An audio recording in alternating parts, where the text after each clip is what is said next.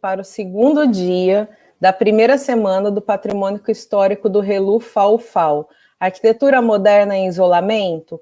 Para quem ainda não me conhece, sou a professora Adriana Capretes, da área de História e Patrimônio da FAO-FAO, líder do grupo RELU, Representações do Lugar, e após longa data de atuação na pós-graduação, tenho me dedicado, assim como o RELU, à criação de produtos de educação patrimonial voltado para o público infantil. O RELU é um grupo de estudos que atua há mais de 15 anos, vai fazer 16, na UFAL, formado atualmente pela professora doutora Josimeire Omena Passos Ferrari, que está nos assistindo agora, aluna da primeira turma de arquitetura da UFAL, da FAO, recentemente aposentada, porém atuante na pós-graduação, mestrado e doutorado em arquitetura, e pelas professoras doutora Adriana Guimarães e por mim, Adriana Capretes, ambas atuantes na área de preservação do patrimônio cultural. Conheço os nossos trabalhos sobre arquitetura alagoana no portal de Arquitetura Alagoana, www.arquiteturalagoana.al.org.br, no nosso Instagram, @relu.ufal. E outros perfis que a gente tem de trabalhos, como o Tatipirum, @tatipirum, com n.relu, que é uma marca registrada que a gente fez só para a produção de material de educação patrimonial. Inclusive, durante a pandemia, a gente está com uma extensão, uma parceria com o Arquivo Público do Estado e produzindo material para crianças sobre a cultura, o patrimônio cultural de Alagoas. Ontem, dia 17 de agosto, foi o Dia Nacional do Patrimônio Histórico, né? E como é nosso tema de trabalho, o Grupo RELU propõe à comunidade acadêmica e à comunidade em geral reflexões importantes e urgentes acerca do patrimônio histórico moderno, focado na arquitetura, que alcançou o Nordeste, sobretudo Maceió, tardiamente em relação ao restante do país, mas teve importantes exemplares e arquitetos que o representaram nas décadas de 50 até 70 do século passado. Entre eles, a pernambucana Zélia Maia Nobre, criadora da FAO-FAO, primeira faculdade de arquitetura do estado de Alagoas, Lígia Fernandes, maranhense, única arquiteta, além de Lina Bobardi, a ser listada no livro Arquitetura Moderna do Brasil, de Henrique Mindlin, ainda uma das maiores referências sobre arquitetura moderna no Brasil, publicado em 1956, em inglês, francês e alemão, e que apresentou a arquitetura moderna brasileira ao mundo. Além de outros importantes nomes que por aqui fizeram projetos de arquitetura, urbanismo e paisagismo, como os cariocas Roberto Burle Marx e Oscar Niemeyer, além de alguns alagoanos. Entretanto, por não possuir elementos decorativos do vocabulário tradicional da arquitetura, o patrimônio moderno vem se perdendo com muito mais rapidez que os outros períodos. Alguns ainda estão protegidos no plano diretor, comunidades especiais de preservação ou dentro das zonas especiais de preservação, mas a falta de conhecimento e reconhecimento de sua importância pela população é o principal fator para o seu desaparecimento. Como agravante a este processo de morte dessa arquitetura, muitos exemplares importantes da nossa arquitetura moderna estão no bairro do Pinheiro, no bairro do Bebedouro e no Bom Parto, região da cidade onde o desastre ambiental causado pela mineradora Braskem vem causando mais estragos. Além disso, com os novos paradigmas projetuais demandados por questões de sustentabilidade, a arquitetura moderna do Nordeste deve ser urgentemente retomada, inclusive como método projetual, pois previa muitos dispositivos de iluminação e ventilação natural que propiciam economia de energia, conforto ambiental e melhor qualidade de vida. Então, esse é um evento de extensão, né, realizado em parceria entre o RELU, a FAO-FAO e a Pró-Reitoria de Extensão da UFAL, que é a PROEX. Inclusive, para se obter o certificado, é necessária a inscrição por meio do link da PROEX, que está na descrição do vídeo, ou também na bio do Instagram do RELU, @relu.fal. Então, quem não fez a inscrição ainda, mas assistiu ontem, está assistindo agora, pode se inscrever depois, para ter o certificado. A gente agradece o impecável empenho da nossa coordenadora da FAO, a professora Manuela Andrade, criadora deste canal de comunicação de YouTube, e operadora de todas as transmissões que vêm ocorrendo desde o mês de maio. As lives que vêm sendo transmitidas pelo canal, a URB, o FAO, vêm ocorrendo, foram propostas com a intenção de aproximar os estudantes da universidade, mas a gente tem visto que tem se mostrado um eficaz meio de comunicação entre a FAO e a sociedade, que vem participando ativamente a cada encontro. Agora eu vou apresentar e, desde já, agradecer demais a participação do professor Fernando Atic, da Universidade Federal de São Paulo. Eu vou fazer uma apresentação, aprendi com a professora Lili Schwartz, que é muito importante a gente fazer essa apresentação, e a do Fernando é longa, então eu tentei sintetizar, porque ele tem uma experiência incrível. Vamos lá. O Fernando, ele é professor associado do Departamento de História da Universidade Federal de São Paulo, onde ministra cursos na graduação e na pós-graduação, na área de História, Espaço e Patrimônio Edificado. É arquiteto urbanista em 99, mestre em 2002 e doutor em 2007 pela Universidade de São Paulo, USP. Foi pesquisador com bolsa CAPES na Universidade da Pensilvânia, nos Estados Unidos, do Departamento de História da Arte, em 2006. É pós-doutor em História com bolsa FAPESP pelo Departamento de História da Universidade de Nova York, em 2016. É membro fundador da Associação Ibero-Americana de História Urbana, AIHU. É também membro do ICOMOS Brasil, coordena o grupo de pesquisa CAPPH, Cidade, Arquitetura e Preservação em Perspectiva Histórica. O site é capph.sites.unifesp.br.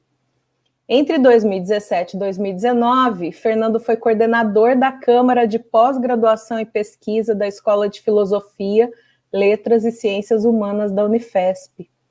É atualmente um dos editores da revista Teses, a revista da ANPARC, que é a Associação Nacional de Pós-Graduação e Pesquisa em Arquitetura e Urbanismo. Bolsista Produtividade Nível 2 do CNPq, ele tem uma longa e sólida formação e experiência na área de preservação do patrimônio histórico moderno, com vários livros e capítulos de livros publicados. E como são muitos mesmo, eu citarei apenas alguns livros aqui. Ele tem, de 2019, o mais novo, ele tem a organização em parceria com Diógenes Souza, A Cidade Interpretada, Estudos Históricos sobre Arquitetura, Urbanização e Preservação, cadernos do Laboratório de Humanidades da Unifesp, acho que é isso, desculpa. Em 2019 também, o livro Arquitetura Evanescente, A Destruição de Edifícios Cariocas em Perspectivas Históricas, publicado pela EDUSP e FAPESP em 2019. Ele também tem a trajetória, o livro Memória Moderna, a Trajetória do Edifício Ster, que teve a sua primeira edição em 2004 e a segunda edição em 2013, que é fruto de sua dissertação de mestrado de 2002. No ano de 2013, ele publicou, ele organizou, em parceria com os professores, a obra Profissionais, Práticas e Representações da Construção da Cidade e do Território. No ano de 2010, ele publicou Arquitetando a Boa Vizinhança, Arquitetura, Cidade e Cultura nas Relações Brasil-Estados Unidos, 1876-1945, pela FAPESP, editora Pontes e FAPESP. Foi fruto de sua tese de doutorado, né, de 2007, defendido em 2007, e aí se tornou livre em 2010. Em 2008, ele fez os anais do primeiro Seminário de História da Tecnologia da Habitação, em Bragança Paulista, publicado pela Editora Universitária São Francisco. No ano de 2003, em parceria com o professor Hugo Segal, do IAL de São Carlos, e outros professores, eles organizaram os anais do 5º Seminário do Comomo Brasil. Já falei, no ano de 2003, né? Eu vou combinar com vocês, a gente vai passar a fala para o professor Fernando, as perguntas do público serão feitas após a fala do convidado, e após as perguntas a gente faz as considerações finais. Vou começar, obrigada, Fernando. Poxa, Adriana, obrigado por essa apresentação tão detalhada. Eu fico até sem graça com essa coisa toda listada aí. E acho que a coisa mais importante você esqueceu de falar que nós somos colegas, né, de pós-graduação lá em São Carlos. Do século passado. Do século passado, exatamente. Contemporâneos e conterrâneos da região de Ribeirão Preto, temos uma trajetória de vários amigos em comum. Então é um prazer poder estar com vocês aqui nessa live do Relu. O ano passado eu tive a oportunidade super prazerosa de também poder ir até a UFAL e estar com vocês na FAO. E tenho tido a oportunidade de acompanhar o que vocês têm feito. Então é um prazer enorme. Eu também hoje quero debater com vocês questões que para mim ainda estão abertas, não são nada definitivas, e pensando um pouco a herança do movimento moderno nas nossas práticas de preservação. O quanto nós temos um caminho enorme pela frente para ser desbravado e colocado em perspectiva de compreensão mais ampliada do que nós estamos fazendo, formando ou até mesmo sentindo falta, né? Então é um pouco nesse aspecto. Eu queria, sem mais delongas, pedir para a Manuela me ajudar então com a projeção, e a Manuela vai ser a nossa co-participante aqui durante a nossa exposição. Muito bem. Bem, eu queria agradecer efetivamente a oportunidade de debater algumas questões que estão para além da discussão especificamente do movimento moderno de arquitetura no sentido dos artefatos, né?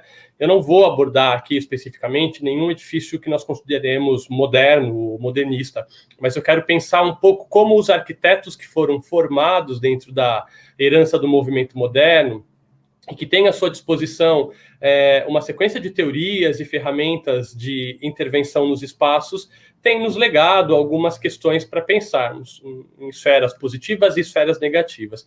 Então, a minha fala tem um pouco essa propositura, né, quando o moderno precisa ser eterno, né, a arquitetura, cidade de preservação no Brasil, e a partir um pouco dessa nossa possibilidade de herança. Manuela, você pode dar um cliquezinho? Essa foto que vocês viam anteriormente era de um espaço que hoje está no centro de uma discussão muito polêmica em São Paulo, que é o Vale do Anhangabaú. A gente vai terminar falando dele. E duas imagens daquela mesma área. Uma imagem mais à esquerda sobreposta, que é a antiga configuração deste projeto, de uma equipe formada pela Rosa Grenaclias e o professor... cujo nome eu acabei de esquecer, olha que coisa boa fazer live, né?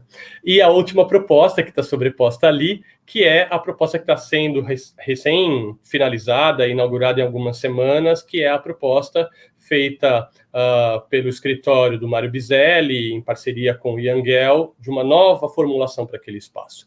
Então, com essa imagem, eu quero já apresentar a nossa frase que vem na sequência. Por favor, Manuel.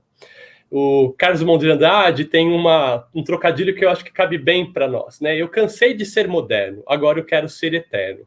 Essa dicotomia entre ser alguma coisa que é up to date, que é do nosso tempo, né? Que é odierna, que é de hoje, necessariamente precisa ser pensada nas chaves preservacionistas. O quanto o movimento moderno colaborou com a preservação e o quanto hoje ele se ressente exatamente das mesmas ferramentas com as quais ele lidou para a construção das nossas cidades, do nosso imaginário, quando ele vira patrimônio. Será que o movimento moderno e os espaços que são frutos dessa cidade moderna vão conseguir ser eternos? É um pouco por esse caminho que eu quero transitar hoje com vocês, alinhavando algumas obras que não são só do Brasil, mas também são exteriores, são de exterior, são externas à nossa realidade, mas que são extremamente conectadas, estão muito a ver com essa questão, inclusive, internacionalista do movimento moderno. A próxima, por favor. Então, a Idade Moderna, segundo os historiadores, ela é muito diferente do modernismo. Próximo. O modernismo ele tem uma chave que é a da arquitetura, mais ou menos entre 1850 até a década de 80, o começo dos anos 90, mais tardar para alguns teóricos. Mas a Idade Moderna é a idade que nasce após a Idade Média, ou seja, a arquitetura enquanto profissão liberal, ela é fruto da Idade Moderna e o descobrimento, né, o achamento, o encontro, a conquista ou a ocupação, dependendo da linhagem que nós queremos para essa história narrada do Brasil, remonta as nossas primeiras ocupações. Então, as cidades brasileiras são todas, inequivocamente, fruto da era moderna. E por isso elas trazem dentro de si o que nós chamamos de dobras temporais. Tem sempre algo de velho, algo que vem do passado e algo de novo, dessa nova empreitada. Próximo. A arquitetura moderna, via de regra, nasceu sob a égide da novidade, da tábula rasa, do desmerecimento dos espaços antigos, da reorganização das cidades. E por isso, agir sobre a cidade brasileira é agir sobre épocas e arquiteturas que não são todas modernistas, apesar de serem modernas. E como é que a gente faz isso? Ou como é que isso tem sido feito? E quais são os problemas que vêm disso? Próximo. Ser moderno, então, é ser eterno? O que o movimento moderno construiu no Brasil, ele vai conseguir se manter por conta própria, respondendo ainda aos anseios de uma sociedade 100 anos depois das primeiras manifestações? Ou, pode passar? Mais um. Ser moderno é levar sempre o modo de agir da arquitetura modernista para as intervenções. O que eu quero colocar é exatamente a premissa dessa palestra. O que nós temos feito com o nosso patrimônio, ele está imbuído das características mais contemporâneas, no sentido de pensar a diversidade de materiais, de épocas, de feituras, de significados, ou ele ainda se ressente do grande traço, da grande intervenção, da grande ocupação, ou daquilo que nós poderíamos chamar até mesmo de arquitetura de assinatura. É por isso que eu acho que hoje essa palestra ela vai começar a mostrar que, mais do que certezas, os arquitetos que foram formados durante a égide modernista, que foram nossos professores, às vezes nossos colegas e nós mesmos, temos um longo percurso pela frente. O próximo, por favor. Eu quero citar aqui a Fabíola Zono, que é uma professora da UFRJ, uma colega muito querida e importante, num livro recente sobre espaços que ela lançou em 2016. Ela coloca essa questão aí. O que se coloca é que a possibilidade de uma arquitetura contextual seja capaz de dialogar com o sítio onde se insere, valorizando e ainda valorizar a si como proposição contemporânea, histórica e artística, sem cair, seja em uma nostalgia do passado, ou seja em uma solução simplista e sem valor próprio. A pré-existência não pode ser vista como limitadora para a criação e reinvenção do lugar. A proposição do diálogo entre o antigo e o novo deve ser encarada como oportunidade para enriquecer a experiência da paisagem.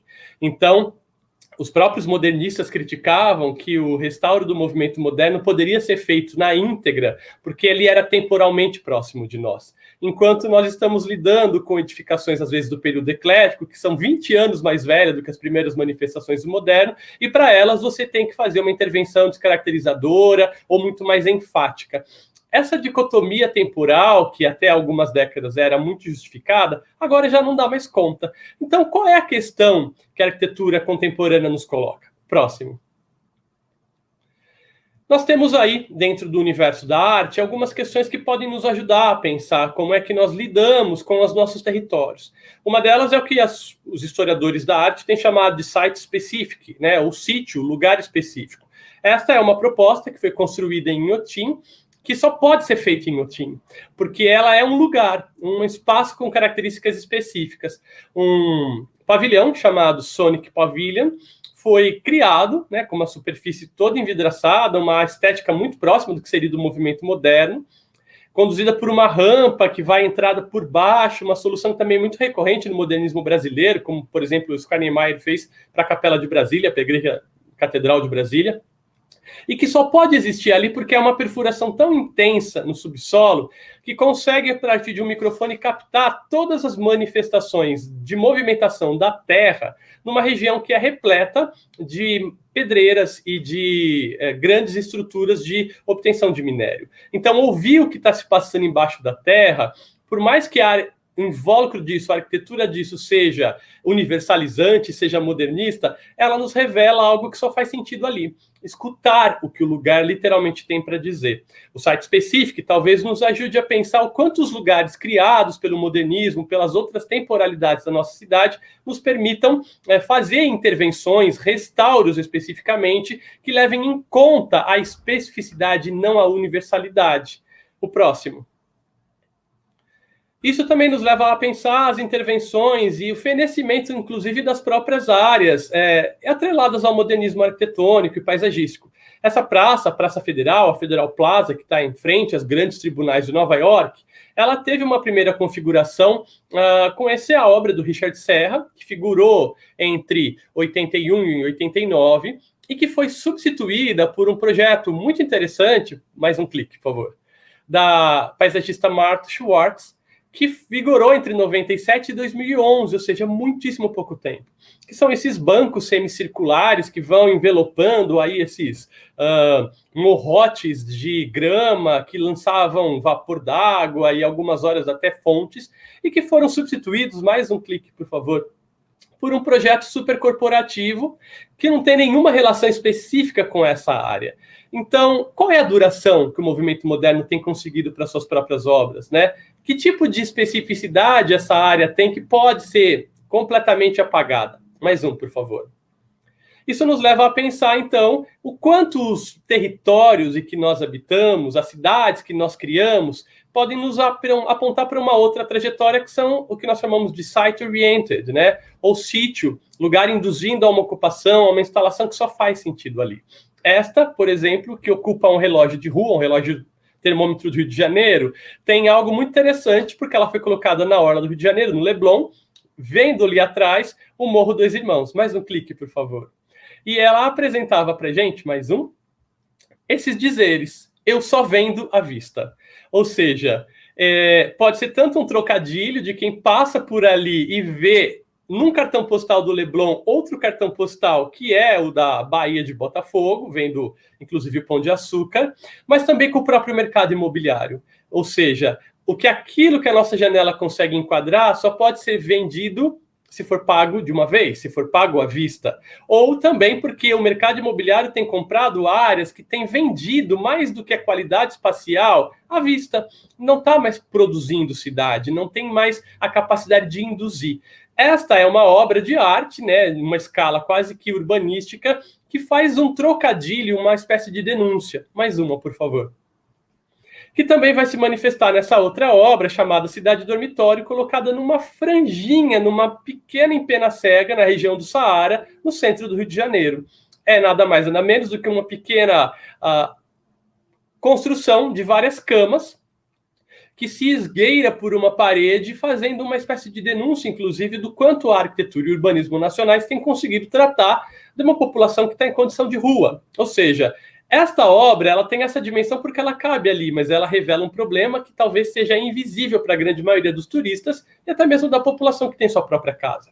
Então, pensar as especificidades das obras de arquitetura nos levam necessariamente a pensar o quanto as obras de arte contemporânea estão avançando um pouco mais em relação ao que nós fazemos com a nossa grande herança moderna com relação às obras de arquitetura. Próximo.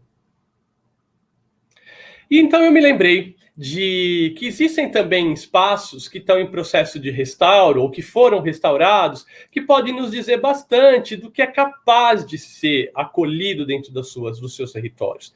Esta é uma imagem de uma obra que nós vamos ver na sequência. Pode passar, por favor. E para isso, acho que vale a pena a gente tentar pensar o nosso próprio vocabulário, como a gente interage, lida com as questões que estão nessa relação antigo-novo nos nossos tempos, na contemporaneidade. Pode clicar, por favor. Mais. Nós falamos de restauro, nós fazemos reforma, nós fazemos intervenção. O que mais nós fazemos? Adequação. O que mais? Revitalização. O que mais? Essas palavras todas, que são tipicamente da nossa época, elas são super confusas e muitas vezes nos colocam numa posição de não termos, inclusive, estrutura de suporte metodológico. O Cesare Brandi escreveu lá no pós-Segunda Guerra, nos anos 50, o grande tratado que nós chamamos de Teoria do Restauro, que já está fazendo aí 70 anos, né, praticamente, e coloca algo muito interessante. Talvez tudo isso que nós temos dado palavras e palavras e palavras possam ser chamadas de restauro, porque para ele, o restauro é o momento metodológico do reconhecimento da obra de arte, na sua consistência física e na sua dúplice polaridade, estética e histórica, com vistas à sua transmissão ao futuro. O que o Brandi está colocando aqui para a gente que pode vir a ser atualizado, como tem sido proposto por vários dos seus discípulos, é que qualquer obra que trate de patrimônio traz dentro de si a tríplice temporalidade. É uma obra que vem do passado, então ela foi gestada por outras comunidades, por outros tempos. Ela é uma obra que só na contemporaneidade, ou seja, por nós, tem sido pensada e tem significado atrelado, é valorada, mas que necessariamente, uma vez reconhecida a sua temporalidade pregressa e a sua significação no presente, precisa ser transmitida para o futuro. Desde que o patrimônio surge, ele é inventado ou ele é desenvolvido, a tríplice temporalidade faz sentido e ela é necessária. Por isso, metodologicamente, é necessário que nós tenhamos a possibilidade de pensar todas essas relações entre o lugar que se constitui com qualquer obra de arquitetura e de qualquer tempo, seja ela mais moderna, seja ela mais antiga, seja ela detentora de uma temporalidade muito próxima da gente, de 20 anos atrás, 30, ou de 80, 100 anos atrás. Como é que nós lidamos com isso?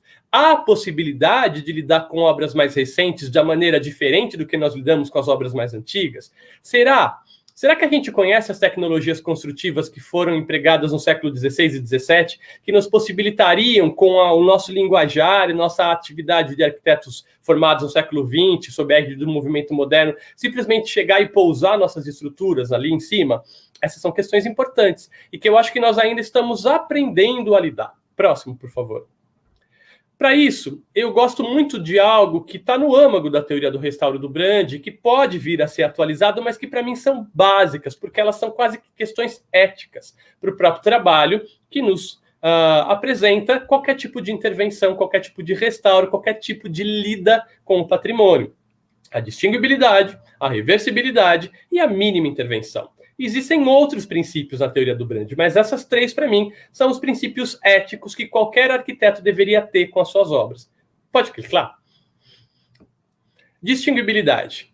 Segundo a Beatriz Kiel, que é uma discípula brandiana, professora da FAUSP, a distinguibilidade ela é necessária, pois a restauração, que é vinculada às ciências humanas, não propõe o tempo como reversível. Nós vivemos na civilização ocidental. O tempo ele é acumulativo, ele passa, ele não é cíclico, ele não é reversível.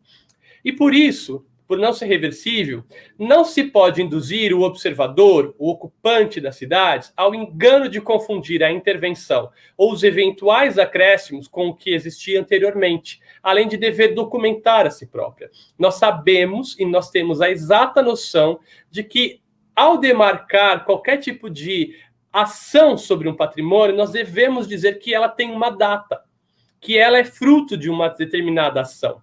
Se ela mascara ou ela tira a possibilidade de leitura dos extratos temporais, nós estamos maculando toda essa bagagem anterior da própria formação e trajetória espacial e temporal do bem, como do próprio edifício que foi valorado por nós no presente. Mais um clique, por favor. A reversibilidade também é importante, pois a restauração não deve impedir, ela tem antes de facilitar qualquer intervenção futura, porque coloca-se aí como um âmago muito importante de que nós não somos mais detentores de verdades universais e absolutas. Nós temos que ter a possibilidade de pensar que com o avanço tecnológico ou com as mudanças sociais, algumas outras possibilidades melhores possam vir a ser colocadas dentro do nosso projeto. Né? Por isso, não pode alterar a obra em sua substância, devendo se inserir com propriedade de modo respeitoso em relação ao pré-existente. É algo que vem de outras relações. É uma dimensão que tem muito da contribuição do debate feito no século XIX pelo John Ruskin, por exemplo. Mas a mínima intervenção, por favor, ela também coloca para a gente uma outra situação ética importante. A restauração não pode desnaturar o documento histórico, nem a obra como imagem figurada. Ela não pode vir e se colocar como a assinatura que é mais importante do que a própria obra que recebeu esta outra figuração.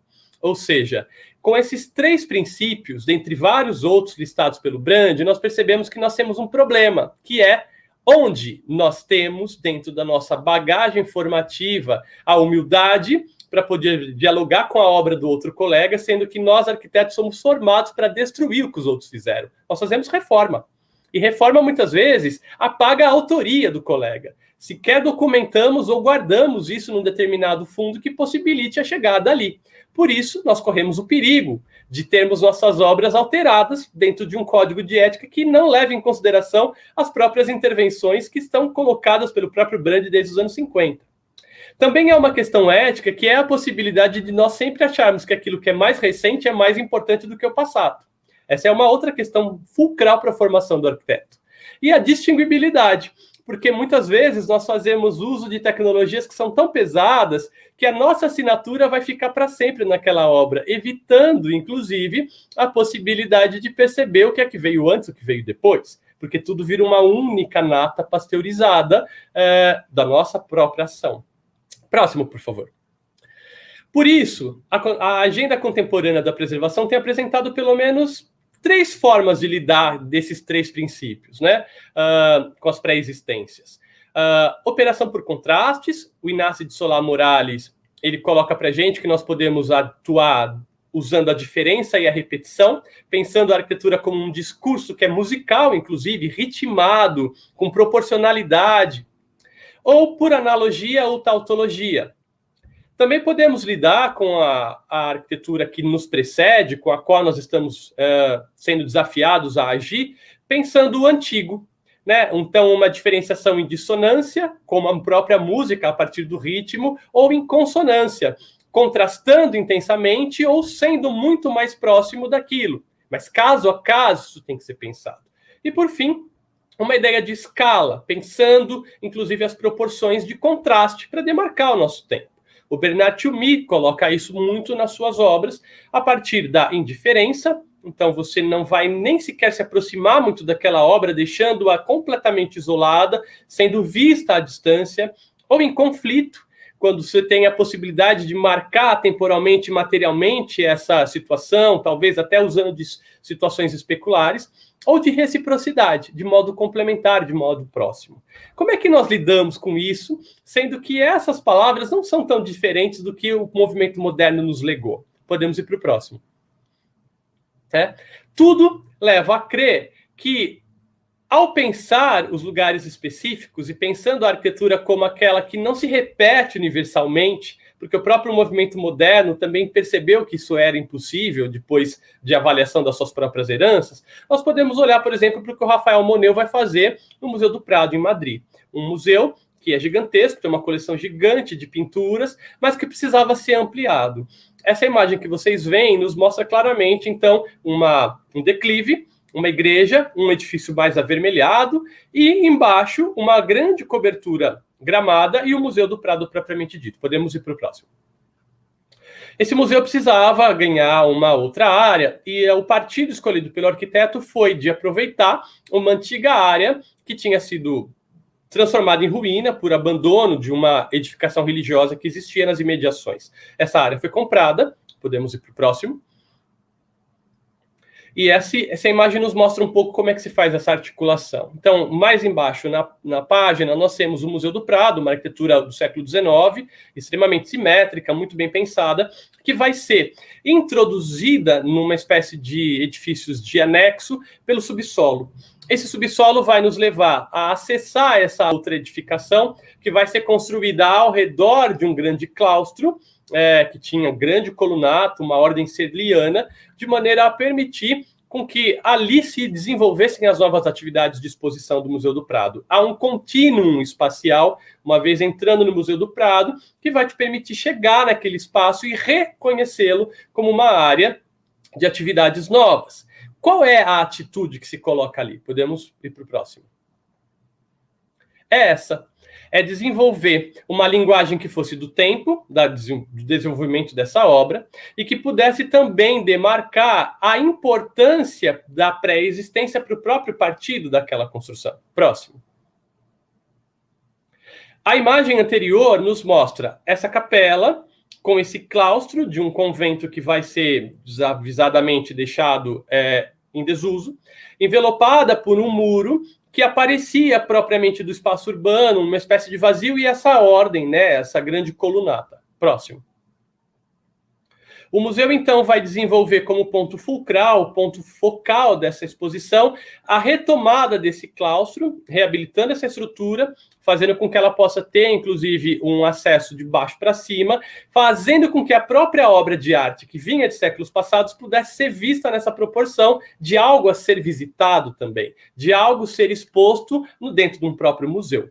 Então, essa é a proposta. O subsolo é transformado em salas de exposições contemporâneas, dentro daquela arquitetura quase sem nenhum tipo de relação com o exterior, e conforme nós vamos subindo, né, por um elevador ou escada rolante, que é um trajeto mais interessante, nós vamos percebendo, quase como dentro de uma redoma, a própria arquitetura do passado. Mais um, por favor.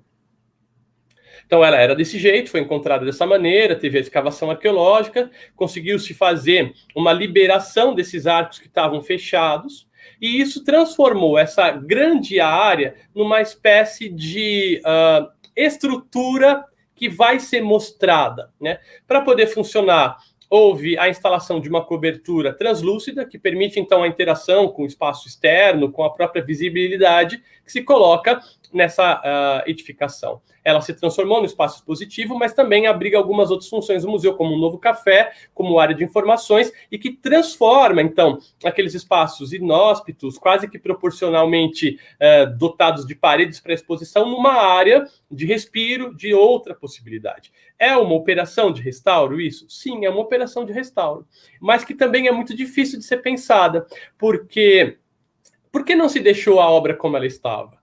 Qual é a necessidade que se tinha de cobrir tudo isso? Bem, o programa contemporâneo intencionalmente tentou envelopar esta área para que ela pudesse responder a uma questão. Mas ela não foi transformada 100% numa sequência de espaços que pudessem impedir, inclusive, o seu reconhecimento enquanto obra de arte vindo do passado. Próximo. Por fora, talvez a grande situação de crítica seja essa arquitetura que foi colocada. É uma linguagem ainda de uma espécie de retomada pós-moderna do que seria o Art Deco, mas ainda usando a linguagem modernista, com esses brises horizontais, o uso do material que é completamente dissonante das imediações. Ele está muito mais baixo do que as próprias edificações que o ladeiam.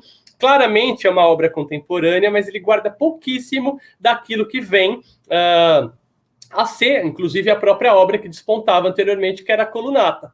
Para isso, o arquiteto vai deixar esses dois arcos colocados nessa relação entre a antiga igreja e o próprio edifício novo, mas que não guardam exatamente a imagem da própria obra que ali estava, né? É uma operação ainda um tanto quanto assinada, de intromissão do próprio discurso do arquiteto dentro dela, o que pode ser uma crítica, efetivamente, ser colocada e debatida por nós. Próximo. A mesma coisa vai acontecer com uma capela na região do Recife, dentro do Instituto Brenan, que é assinada pelo Paulo Mendes da Rocha e pelo Eduardo Colonelli, que associados vão ser chamados para fazer a Capela Nossa Senhora da Conceição, também chamada de Capela Brenan, entre 2004 e 2006. Próximo. Essa obra se vale de uma estrutura pré-existente, que é uma antiga casa, que abrigou a escola dessa antiga fazenda e também um cinema. Essa obra, ela era edificada em tijolo, ela tinha um revestimento específico, que no projeto de intervenção vai ser decupado pelos dois arquitetos. Podemos ir para o próximo, por favor. Ela se apresentava dessa maneira quando os arquitetos chegam até ali, ou seja, ela tinha um reboco fustigado, com pátina, né, com líquens típicos da região, porque ela estava sem cobertura. Internamente, o reboco praticamente já tinha desaparecido, a gente tinha várias paredes demonstrando os tijolos antigos sendo ocupados. E para o projeto próximo, eles vão fazer uso desse grande retângulo, introduzindo novamente uma colunata feita em materiais contemporâneos que vão permitir a retomada do uso útil dessa própria área. Para isso, eles vão fazer a instalação de uma grande cobertura de concreto protendido, que vai ser fixada em dois grandes pilares e uma grande viga calha, que não vai se tocar em cima dessa edificação. Há um discurso respeitoso, mínima intervenção, temporalidade demarcada. O concreto protendido não é exatamente reversível, né? Ou seja, não dá para retirar essa cobertura dali. Também é questionável o fato de que eles decuparam, retiraram todo o reboco que originalmente cobria essas paredes, de maneira a mostrar a construção, a tectônica, a aparência desse material anterior, como esses cortes podem mostrar para a gente, né? Nós percebemos que Essa grande cobertura, ela não toca as paredes originais, há uma estrutura belíssima de espaço pensada para ela, mas há também, mais uma vez, a marca do arquiteto se insinuando dentro da pré-existência. Podemos ir para o próximo. Como essas imagens nos mostram. É muito bonito, inclusive, esse grande vão de luz que fica, né, quase que realçando a maneira também como faz o Rafael Moneu no Museu do Prado. A gente não pesa, a gente não estrutura, de certa maneira, essa cobertura, de maneira a intrometer-se nessa construção, mas a gente a elimina, porque a gente também retira dela todas essas paredes pré-existentes. É mais um discurso modernista, né? A tábula rasa, a maneira de se insinuar como grande autoria, a despeito do grande resultado plástico que ali está colocado. Podemos ir para o próximo. Então, os materiais todos, né, que fazem menção, inclusive, ao próprio Brenan, ceramista, nas próprias ornamentações, no próprio piso, nas próprias estruturas que aí vão se colocando. Próximo. Externamente, então, a gente tem uma dificuldade muito grande em ler a pré-existência, ela vai se revelando conforme a gente interioriza, e alguns críticos dizem, inclusive, que o fato dos tijolos serem vistos na sua aparência só internamente é quase como se eles fossem sacralizados também, né? O espaço de adoração dessa capela, além de entronizar Nossa Senhora da Conceição, também entroniza, de certa maneira, a pré-existência. Há um dado de sacralidade dentro disso. Só que, por fora, a linguagem é completamente nova, por mais que ela remeta a todas essas estruturas que vêm das épocas passadas. Próximo. Como a gente pode perceber, esses belíssimos enquadramentos todos colocados. Podemos ir. Quero mostrar uma outra obra que tem quase o mesmo tipo de ação, apesar de não ser do Brasil, do repertório modernista que a gente está falando. A gente está sempre falando de coberturas e grandes existências que vão trazendo a possibilidade de reuso. Podemos ver. O Museu Britânico é uma instituição que foi fundada em 1753 pelo rei Jorge da Inglaterra. É um projeto feito por esse senhor, um arquiteto chamado Robert Smirke, em 1823. Ele foi finalizado em 52 e desde então ele foi sendo ampliado. Obviamente, porque o acervo que compõe o British Museum, o Museu Britânico, é aquele da grande dominação do Império Britânico. Tudo que está lá dentro foi pilhado, para usar a palavra correta, das outras civilizações com as quais eles tiveram contato. Os mármores do Partenon, materiais egípcios, etruscos, americanos, asiáticos, estão todos lá dentro. Uma instituição belíssima, mas que tem essa situação. Conforme aumentava o acervo, eles vão aumentando também. Durante a Segunda Guerra Mundial, ele sofre um bombardeio, ele é atingido em cheio, e ele começa, então, a sofrer com a possibilidade de abrigar as funções também de uma instituição de pesquisa, como ele se transformou no segundo pós-guerra. Com os espaços muito compartimentados e com uma visitação de 300 mil por ano, essa instituição, que é extremamente neoclássica, não comportava mais esse fluxo do museu espetacularizado que nós vamos conhecer a partir dos anos 90. Próximo. As plantas, então, e as fotografias aéreas nos vão nos mostrar um museu simétrico, articulado por alas não muito fortes, que vão tendo puxadinhos em todos os seus espaços livres possíveis. Próximo. Essa é a planta do pavimento térreo, nos mostrando, então, como é que ele vai sendo ampliado e a própria planta que se organizava ao redor de um pátio vai receber uma grande livraria, uma grande biblioteca, né? O falso cognato me pegou aí. E vai acabando, então, com essas articulações. Podemos ir para o próximo. A planta do pavimento superior nos mostra, então, que aquele vazio, dominado por uma grande cúpula, ele era fundamental, mas essa cúpula sequer era vista, nem do espaço externo, nem do espaço interno, porque ela estava completamente domada por conta dessa circulação extremamente fragmentada. Próximo. Se chama, então, o Museu Britânico para passar por uma grande reestruturação, e para isso eles chamam outro arquiteto premiado e transformado em cavaleiro, que é o Norman Foster. Então, em 97, há uma decisão de retirar essa biblioteca especializadíssima em arqueologia, artes e arquitetura de dentro dele, e aquele redoma do centro é deixada livre. Reading Room, né, que era o nome dela, vai se transformar, então, num espaço capaz de abrigar outros tipos de pesquisa, e ele vai ser internamente restaurado. Para isso, Norman Foster é chamado para compatibilizar o restauro interno daquela grande cobertura com aquela cúpula e transformar o Museu Britânico numa instituição contemporânea, né? Podemos olhar, então, o projeto no próximo slide. Essa era a imagem da Segunda Guerra Mundial, de como isso se dava, espaços intersticiais muito pequenos, quase impossíveis de serem circulados, e que a gente pode ver na próxima imagem, vão ser transformados nisso que está aqui. Esses pontinhos são um pouco a ilustração do Norman Foster com volume de pessoas circulando. O Museu Britânico é um museu de acesso gratuito, então ele é extremamente demandado. O que é feito nisto? Projetualmente é muito curioso, porque eles vão aproveitar o eixo de entrada nesse museu, que é a partir daquela grande entrada neoclássica, né, pelas entradas principais embaixo daquele grande frontão triangular, e vão transformar essa grande área que tinha sido ocupada por uma sequência de outros espaços de anexos temporalmente diferentes, num grande espaço de contemplação. Então, se há aqui um raciocínio ainda modernista, é o de acabar com as temporalidades que são desagradáveis, né? Então, considera-se que a obra do grande arquiteto, criador, o Smirke, ela era digna de ser mantida, o Reading Room, esse grande domo central também, mas as temporalidades dos outros, né, dessa arquitetura mais burocrática, não era importante. Então, nós vamos e ocupamos essa área, valendo de um repertório que é ainda do movimento moderno, que é o da tábula rasa. A gente vai limpando, a partir de um mecanismo que nessa imagem nos permite perceber como essa limpeza cria uma espécie de praça. Como nós estamos falando de Londres, uma cidade que chove praticamente 300 dias por ano, dos 365, ela tinha que ser coberta. Mas, ao mesmo tempo, ela tinha que permitir a contemplação desse céu que tinha sido ganho a partir dessa operação. E eles vão construir, então, uma grande estrutura de vidro, com uma tecnologia extremamente espetacularizada, né? Lembremos que o Norman Foster faz parte do que nós chamamos de high-tech, né, na arquitetura contemporânea, e a gente pode dar uma olhada no próximo.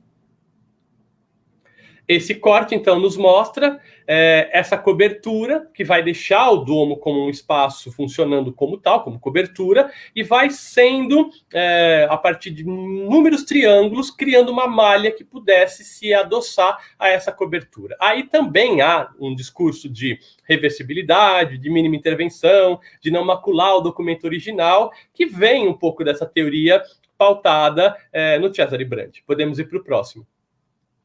Então, as plantas, né, do subsolo, do primeiro pavimento, podemos passar, do nível térreo e da própria cobertura, podemos passar. Esta é uma imagem vista aérea da própria estrutura, nos mostrando, então, o domo funcionando, essa grande película, moda de cobertura triangular, que vai vedar esse espaço interno. Podemos ir. Compara com o que era antes.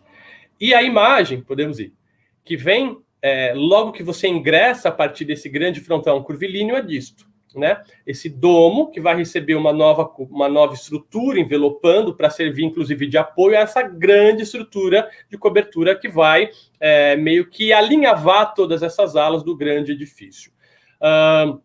É possível uma leitura da pré-existência? Sim, é possível. Todas as paredes do lado estão aí.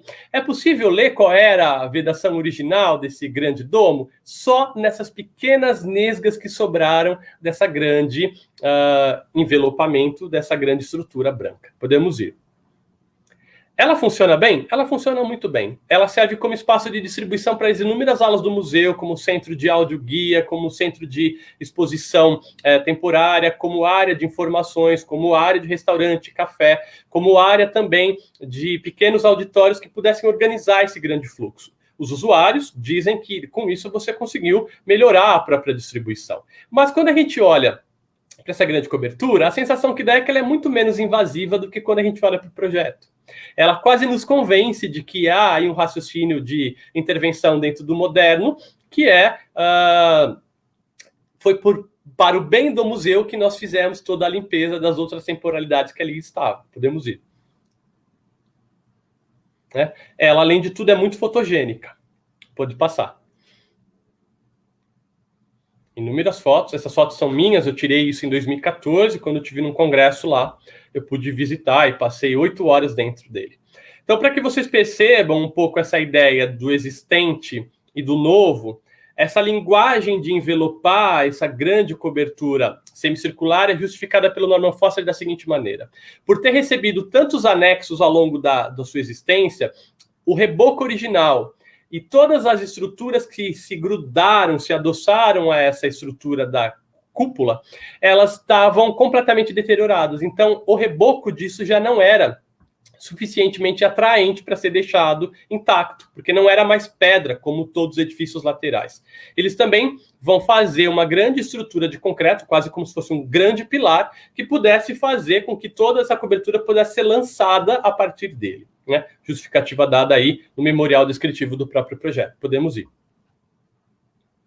Eles vão aproveitar também, e aí começam alguns ruídos na própria arquitetura, que no nível mais superior possível de circulação lateral a essa grande estrutura circular, eles lançam mão de uma cobertura que vai entrar por uma antiga janela numa porta recém-criada que vai dar acesso a uma ala lateral.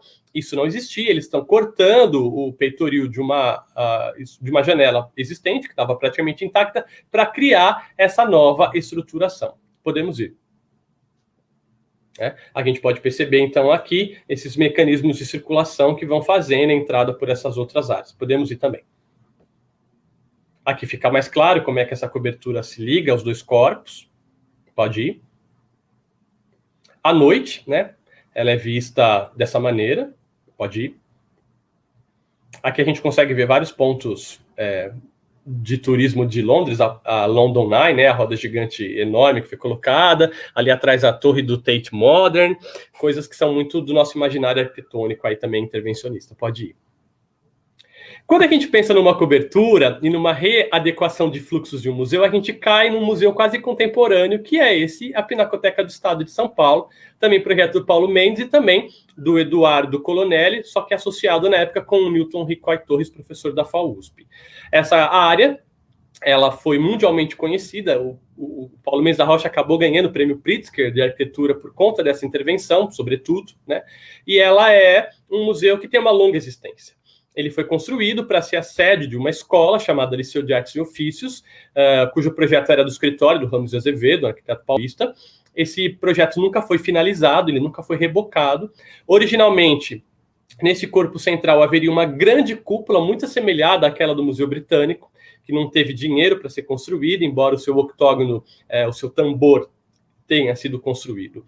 Ela abrigou durante muito tempo a Pinacoteca do Estado e também a Escola de Belas Artes, que depois se mudou nos anos 90 daí, e ela começou a ser demandada por grandes exposições, né? Eu, que nos anos 90, 94, 95, começava a graduação em arquitetura, me lembro muito de uma exposição do Degas, que teve filas quilométricas durante 3 meses. Foi o evento de maior sucesso da Pinacoteca, e isso, de certa maneira, levou a uma decisão de reorganização dessa área, assim como aconteceu com o Museu Britânico. Próximo, por favor. A proposta, então, vai ser de ocupar esse museu, tirando a sua entrada dessa avenida principal, que é de onde a outra foto nos mostrava, que é a Avenida Tiradentes, que era a entrada majestosa, pensada pelo próprio Ramos Azevedo, e que tinha sido até então a entrada principal. Eles vão fechar essa estrutura de entrada de ingresso, colocando um belvedere metálico, que supostamente é reversível, uma mínima intervenção, mas que acaba com a entrada, acabando inclusive com a própria natureza de circulação do edifício existente ali há quase 100 anos. E vai fazer com que as duas entradas laterais sejam transformadas nas entradas de acesso e reorganização do fluxo dentro do próprio museu. Próximo. Aqui nós temos a planta e um corte da Pinacoteca. O que antes era por esse eixo de menor dimensão, né, vamos chamar assim de eixo central, em que a gente pode perceber a escadaria, nós vamos ter pelo eixo longitudinal a entrada. Então, à esquerda, no pavimento térreo, nós temos a entrada à Pinacoteca. Para que ela pudesse organizar todo esse fluxo, os arquitetos decidem fechar os dois espaços externos que faziam vezes de plúvio, né, nessa arquitetura, os dois pátios internos, com uma grande cobertura de cristal, como eles chamam, e instalando um sistema de circulação longitudinal a partir de passarelas metálicas. Para a instalação dessas passarelas metálicas, os parapeitos das antigas janelas são cortados para receberem essas passarelas que vão acontecer em 2 pavimentos, né? No pavimento térreo, no subsolo, você anda no nível do próprio subsolo. No primeiro pavimento você tem 2 passarelas e no andar superior você tem mais 2 passarelas. Ao fazer isso, eles revertem completamente a lógica de apreensão da Pinacoteca. Ela melhora em termos de circulação, mas ela cria um edifício novo, apesar de, existencialmente, o discurso ser que você está criando uma grande superfície de manutenção e melhoria da própria Pinacoteca. A gente pode ir para as imagens, por favor. Então, aqui a gente tem essa área central, aquele grande octógono que deveria receber a grande cúpula, com essa cobertura, que é muito assemelhada, inclusive, à cobertura da FAUSP, só que aqui é feita em estrutura metálica, são vigas calhas, que são entrecruzadas, e com uma cobertura de vidro laminado, de maneira a controlar um pouco a insolação. Essas coberturas, elas vão ser postas em cima das alvenarias existentes, de uma maneira muito respeitosa, né, com pequenos pontos de apoio, mas a gente também pode perceber a existência desses elevadores e dessas próprias passarelas, cujo desenho é muito interessante, porque eles vão diminuindo em relação às áreas em que eles estão pousando. Tem um desenho aí de estrutura muito requintado, dando a impressão, inclusive, de que elas podem ser retiradas e transportadas para outro lado muito facilmente. Há uma mínima intervenção? Há um contraste temporal e material demarcado? Sim, é claro que isso tem uma data e que foi colocado de uma maneira, como na época se dizia, de criar a Pinacoteca quase como estando dentro de um próprio domo, mas ainda assim é um raciocínio modernista. Há uma assinatura colocada dentro dessa estrutura. Mas talvez o mais cruel de tudo isso seja o fato de que nós estamos falando de uma área que é apagada na sua compreensão primária, que era de um edifício eclético com eixo de simetria. Isso foi alterado, e é uma das críticas que a gente também pode conversar. Vamos para o próximo, por favor. Mais imagens, né? A gente pode perceber a ação das passarelas. Podemos ir? Quero chamar aqui também a atenção para esse projeto de Bernard Tchoumi, que é o Museu da Acrópole em Atenas, na Grécia. Uma área extremamente densa no bairro chamado Plaka, que era muito difícil, inclusive, de ser feito, porque você está do lado do berço da civilização ocidental. Mas era fundamental para os gregos a construção desse museu para que eles pudessem pleitear a devolução do Museu Britânico dos mármores do Partenon, que é exatamente de onde essa foto foi tirada. Podemos ir. O Partenon é isso, né? A gente sabe a grande importância que isso tem na história da humanidade, na história da arquitetura. Não vou me ater a discutir, porque eu não quero avançar muito mais no meu tempo. Podemos ir olhar. Essa imagem nos mostra que nós não temos mais grandes esculturas, grandes frisos colocados aí, porque eles foram embora. Esses poucos que sobreviveram, que vocês veem aí, são réplicas em resina, que foram providenciados pelo próprio governo da Grécia. Podemos ir. O Museu da Acrópole, então, ele está ocupando uma área de planície e foi pensado de maneira a criar no seu subsolo uma área de mostruário arqueológico, porque ali qualquer coisa que você escava, você vai achar temporalidades as mais diversas possíveis, e na sua cobertura, uma réplica em tamanho, não em imagem, daquela mesma dimensão do Partenon, de maneira que você pudesse pleitear a reinstalação daqueles volumes todos que foram retirados. Podemos ver imagens, então. É uma arquitetura que vai, desde o ingresso até o primeiro pavimento todo, ser constituída por lâminas de ferro e vidro temperado, que permitem, inclusive, olhar para os edifícios que já existiam nas imediações, mas que é um sítio arqueológico. Você consegue identificar as pré-existências todas aí. Podemos ir.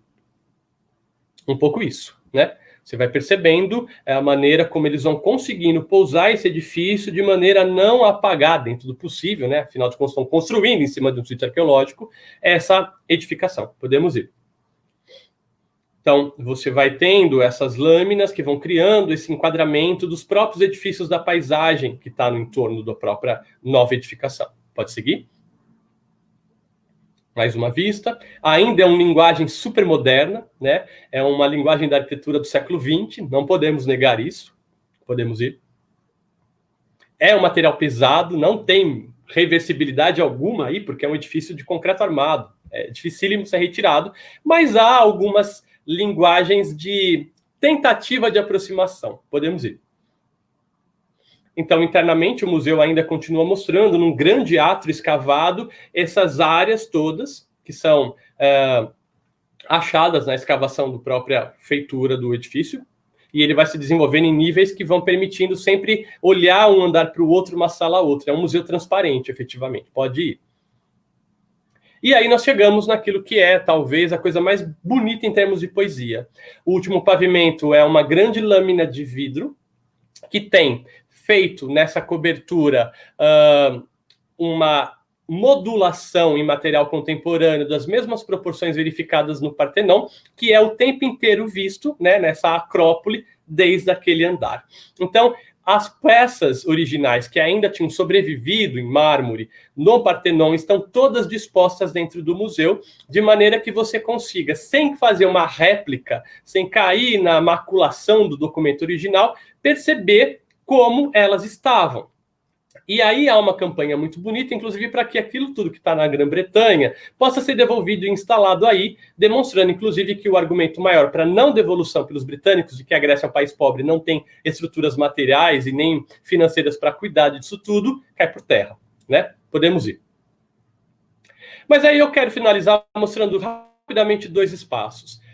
Se a construção dos espaços de memória em cima dessas antigas áreas, né, a capela, o museu, a pinacoteca e o Museu Britânico, está operando numa chave de aproximação, de contraste temporal, de demarcação de materiais, de mínima intervenção, de linguagens diferentes, nós também percebemos dentro delas ainda a manutenção de um vocabulário arquitetônico do modernismo, que pode também se manifestar nas nossas cidades da maneira mais clássica possível do modernismo, que é desprezando as temporalidades e tudo aquilo que é considerado como inadequado.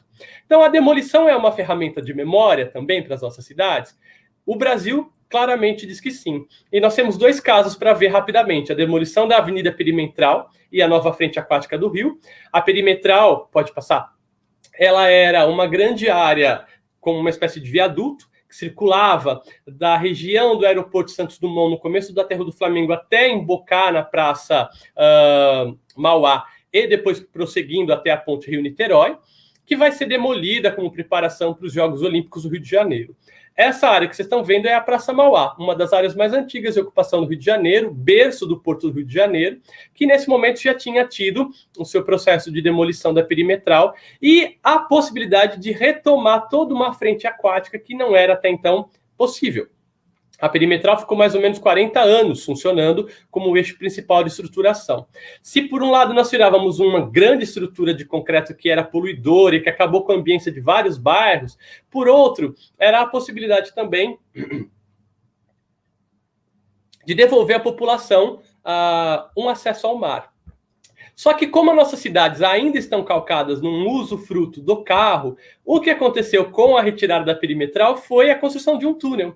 Então, se você não conseguir permitir com que esses espaços novos sejam atraentes e tenham funções que permitam ao pedestre se apropriar delas, algo que não tem funcionado, diga-se de passagem, a imagem que nós temos de experimento dessa área, que a gente pode ir para o próximo, por favor, é a de uma grande via que vai permitir você usufruir de uma paisagem. Pode ir passando, por favor, Manuela. A perimetral era assim, né? Ela tinha, então, pequenos bens arquitetônicos tombados, muito bonitos, pode ir para o próximo, que vão desaparecendo. Então, a primeira grande imagem que o carro vai permitir a você ter é essa, né? Do restaurante Albamar, que é uma sobra do antigo mercado municipal do Rio. Pode ir. Só que, de repente, você já não consegue ver cidade nenhuma, porque você entra dentro de um túnel. Então, a cidade que supostamente demoliu a sua perimetral para devolver a cidade ao pedestre, ela devolve, na verdade, um mergulho dentro da terra. Pode ir. Pode passar. E a gente vai vendo isso. Quilômetros, e quilômetros, e quilômetros, e quilômetros, até que a gente perceba que trocar a vista elevada de perimetral e o reconhecimento da cidade do Rio de Janeiro, ela talvez nos tenha levado a uma via que aterrou a possibilidade, inclusive, de leitura da paisagem. Pode ir. Então, esta é uma área, que é a nova Praça Mauá, aproveitando dessa grande área extensa que é o Pier Mauá, essa projeção dentro da água. Pode ir. Pode passar. Pode passar. E que vai também se casar com uma outra área que tem a ver com o Cais do Valongo, uma área que era o outro porto do Rio de Janeiro, esse quase clandestino, onde se tinha o desembarque de escravos que foram capturados na África e trazidos para cá, e que 6 milhões de pessoas desembarcaram nessa área. Hoje faz parte, inclusive, do patrimônio da humanidade. Podemos ir. Esta, então, nos mostra um pouco como era esta área pensada antes na lógica do carro, por cima da perimetral, e hoje pensada dentro da área do Museu do Amanhã, que está ocupando essa grande área do Pier, com um museu de arte do Rio, que está no outro prédio atrás, e que tenta fazer com que a arquitetura seja um pouco espetacularizada para garantir essas atividades. Mas o raciocínio que foi colocado a serviço dessa grande remodelação é ainda o da demolição, o da tábula rasa, onde a gente arrasa e coloca outra situação. Mas o deflagrador principal ainda é o carro. Então, qual é a grande mudança que se coloca nessa área, na escala urbana? A gente tem que debater isso. Podemos ir. Então, a Praça Mauá, como ela é vista hoje, para quem chega por ação de deambulação, de pedestre propriamente dita, pode passar. É uma grande área que não é tão atraente para se ficar, embora alguns espetáculos tenham sido projetados, e a gente tem esse Museu do Santiago Calatrava, que é inteiramente digital e que também não é exatamente uma área pública. Podemos passar. As imediações continuam sendo de trânsito limitado. Essas imagens são do Google Maps, do Street View de alguns anos atrás. Tem algumas pequenas modificações, mas não muitas. Podemos ir. Podemos passar. E agora, mais recentemente, a gente tem uma grande polêmica em São Paulo, que é a demolição do Vale do Anhangabaú. Podemos ir. Aqui nós temos 3 imagens. O Vale do Anhangabaú era uma área que limitava a cidade fundada pelos portugueses, que ficava atrás daqueles 2 edifícios gêmeos, né? O que nós, paulistanos, aqui chamamos de Triângulo Histórico. Ela foi fruto de um processo de reurbanização por volta de 1906, com consultoria de um arquiteto francês chamado Bouvard, que vai fazer com que a instalação do viaduto que ligava a Cidade Velha à Cidade Nova pudesse ser aproveitado como uma espécie de mirante para a construção desse grande jardim de modelo inglês, né? Com palmeiras e vegetação, onde se colocavam 2 grandes edifícios, o edifício do Automóvel Clube e a sede da própria prefeitura. Esse projeto ele é modificado por volta dos anos 30 e 40, quando se instalam grandes vias de passagem de pedestre, de passagem de automóveis, preterindo o pedestre, a partir do eixo principal de estruturação do plano de avenidas do prefeito Prestes Maia, inaugurado entre 39 e 45. Esta área, então, acaba com essa área de parque e transforma numa grande via expressa. Nos anos 50, a imagem que nós temos é dessa última, né, uma área inóspita para pedestre, impossível de ser passada, a não ser por carros. Pode ir para o próximo. E nos anos 80, depois de se perceber que essa grande área de confluência de carros estava sendo ainda mais pesada, a empresa municipal de urbanização, a EMURB, né, finada EMURB, ela resolveu que ia fazer a instalação de várias passarelas cruzando de um lado ao outro do vale, de maneira a permitir o extravasamento dos pedestres. O professor Benedito Lima de Toledo, conforme um relato dado pelo professor Hugo Segal recentemente, fez um editorial para o Jornal da Tarde, um jornal que existia em São Paulo, e então se decide pela realização de um concurso de reurbanização do Vale do Anhangabaú, que vai ser finalizado em 92. Esse concurso é ganhado pela Rosa Clias e pelo Jorge Wilheim, cujo nome eu tinha esquecido no começo da minha fala. E a proposta que vocês estão vendo aí, ela foi implantada. Ela pretendia criar platôs para algumas exposições e manifestações. Tinha também alguns canteiros de devolução de áreas verdes, fazendo um diálogo com a única sobra que nós tínhamos ainda do projeto do Bouvard, que é nessa parte superior da imagem da esquerda, em que nós temos aí o Teatro Municipal de São Paulo, e a instalação de alguns coretos sanitários públicos, fazendo então essa área ser uma área de nova significação para o centro de São Paulo. Recentemente, o Yangel, esse arquiteto nórdico, ele faz uma propositura a pedido do Banco Itaú e com a anuência da Prefeitura de São Paulo para essa nova área. E a primeira proposta que eles fazem é, de novo, seguir o mecanismo do modernismo, que é a tábula rasa. Eles vão apagar completamente a historicidade que esse parque já tinha, vão arrasar e vão construir um novo projeto que vai ter como premissas as mesmas que motivaram o projeto de 92. Melhorar a circulação de pedestres, devolver a água para uma área que era tomada por um ribeirão lá em Anhangabaú, colocar mais árvores, permitir com que se coloquem fachadas ativas e tal. E aí a imagem que nós temos é a das próximas páginas. Uma grande estrutura de concreto, com muitos chafarizes que vão ser pensados para serem utilizados 100% do tempo, e que nós sabemos que, por atrair uma população em condição de rua como fonte de higiene, não vai funcionar, a gente já sabe disso. Obviamente, a gente sabe como as nossas cidades estão preterindo todos os seus elementos e que tem dentro dos seus justificadores a própria ideia de que a cidade merecia uma nova fachada. Bem, se nós estamos em pleno século XX, lidando com problemas de saúde pública epidêmicos, tal qual já vivemos 100 anos atrás, e que vão, de certa maneira, permitir o aparecimento da arquitetura moderna como solucionadora desses espaços, da generosidade das cidades, ainda temos a nossa própria maneira de lidar com a pré-existência, a manutenção dos discursos higienistas, no sentido de que tudo aquilo que vem do passado parece que é ou moldura para o meu projeto, ou um estorvo para a nova cidade. E aí eu queria colocar essas questões para a gente pensar o quanto o movimento moderno consegue ser eterno, se até mesmo as coisas que nós criamos na égide do modernismo são descartadas pelo mesmo vocabulário e pela mesma formação que nos levou a ser quem nós somos. Será que nós vamos ser eternos? Ou será que nós continuamos sendo modernos? Era isso, estou disponível para a gente continuar. Obrigado.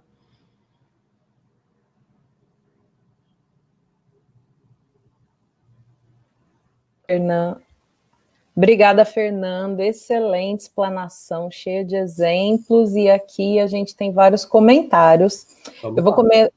Eu vou começar fazendo o comentário do Rogério Félix, que fez às 5h30. Incrível como as novas tecnologias e métodos construtivos podem nos ajudar nessa lógica da intervenção. É um comentário que ele fez. Né? Se você quiser comentar sobre isso. Bom, tem várias perguntas. Você quer ir selecionando algumas, a gente vai de 4 em 4? Pronto, vamos lá. O Rogério foi esse comentário que eu achei bem interessante. Ele chamou a atenção dele, essa questão das tecnologias, né? Que permitem. Então, vamos uma de cada vez, bora lá. Tá bom. Acho que a tecnologia ela é fundamental. Primeiro porque ela viabiliza a possibilidade de você fazer menos fraturas no documento original. Né? Quanto mais você tiver desenvolvimento tecnológico, mais rápido você vai construir, menos dano você causa na pré-existência. É fundamental. Eu acho muito bom, inclusive, o desenvolvimento de toda essa vidraria que nós temos nos últimos tempos. Os edifícios eles conseguem manter a refrigeração, o ar-condicionado funcionando de uma maneira que você ainda consiga ver o sol e perceber a própria atmosfera. É fundamental. Eu acho que não tem como a gente fazer nenhum tipo de intervenção se a gente não tiver estruturas que nos possibilitem a construtibilidade e a própria ocupação de partidos arquitetônicos mais atuais, né? Isso. Fernando, tem uma pergunta da professora Josimeire Ferrari, que é do ReLU, que está nos assistindo, né? E ela pergunta, considera então que a essencialidade da simetria do prédio, da atual Pinacoteca, foi prejudicada com os recursos de intervenção restaurativa? Eu acho que a contemplação da simetria não foi, porque a fachada se preserva, a gente consegue perceber os elementos todos. O que acontece é que a lógica de funcionamento do prédio, ela foi rompida. E aí o que me incomoda bastante é que, embora o Camilo Boito tenha falado disso ainda no final do século XIX, nós temos uma dificuldade muito grande em expor qual era a condição dos edifícios antes dos nossos trabalhos. Eu acho que a Pinacoteca poderia ter, logo no seu saguão novo, né, uma espécie de narrativa, usando até meios contemporâneos, e aí a tecnologia entra de novo, para mostrar por que ela é deste jeito hoje, como ela era antes. Eu acho que falta informar para o usuário onde ele está entrando. A gente sempre cria uma espetacularização da novidade do prédio, mas a gente não faz menção à maneira como ele se portava antes. A gente precisa devolver para um edifício que é histórico a historicidade que ele tem. Inclusive porque fica sempre um discurso de que o novo é mais atraente do que aquilo que estava antes. Esse julgamento de valor precisa ser superado de uma vez por todas. As tecnologias são sedutoras, mas a gente tem que valer também da tecnologia sedutora para poder informar aquilo. Agora, quando a gente está no meio da passarela e consegue contemplar, o eixo de simetria do prédio ele está muito mais forte agora. Só que é uma visão que era impossível de se ter quando ele não possuía aqueles plúvios ocupados. Então, nesse aspecto, permitir, talvez, até com realidade virtual, a compreensão de como aquele espaço era antes, seria fundamental para a manutenção, inclusive, desse belo edifício que hoje funciona muitíssimo bem e que todos nós gostamos. Rapidamente, só para contar uma anedota, em 2012 eu acabei ajudando de organizar o congresso do IPHS, da Sociedade Internacional de História do Planejamento. E nós fizemos nossa festa de abertura dentro da Pinacoteca. E nós tínhamos aí 200 pessoas de 40 e tantos países diferentes, e aquilo foi um sucesso, porque as pessoas não possuíam a ideia de que o centro da cidade de São Paulo tinha um edifício daquela qualidade arquitetônica. Mas a pergunta mais recorrente era, mas como era antes? Porque eles sabiam, pela demarcação de material e de postura arquitetônica, que ele não era sempre daquele jeito. E aí a gente não tinha muitos elementos para mostrar. Precisava de uma aula ser dada para eles antes. O edifício tem que informar a si próprio a sua própria mudança. Isso é fundamental. Muito bem. Tem uma pergunta aqui feita, a professora Ruth Verde Zen, da FAO Mackenzie, ela está nos assistindo, e ela fez... Pronto, eu anotei aqui a pergunta separadamente, porque ela está um pouco extensa, mas vamos lá. Prezado colega Fernando, parabéns pela exposição.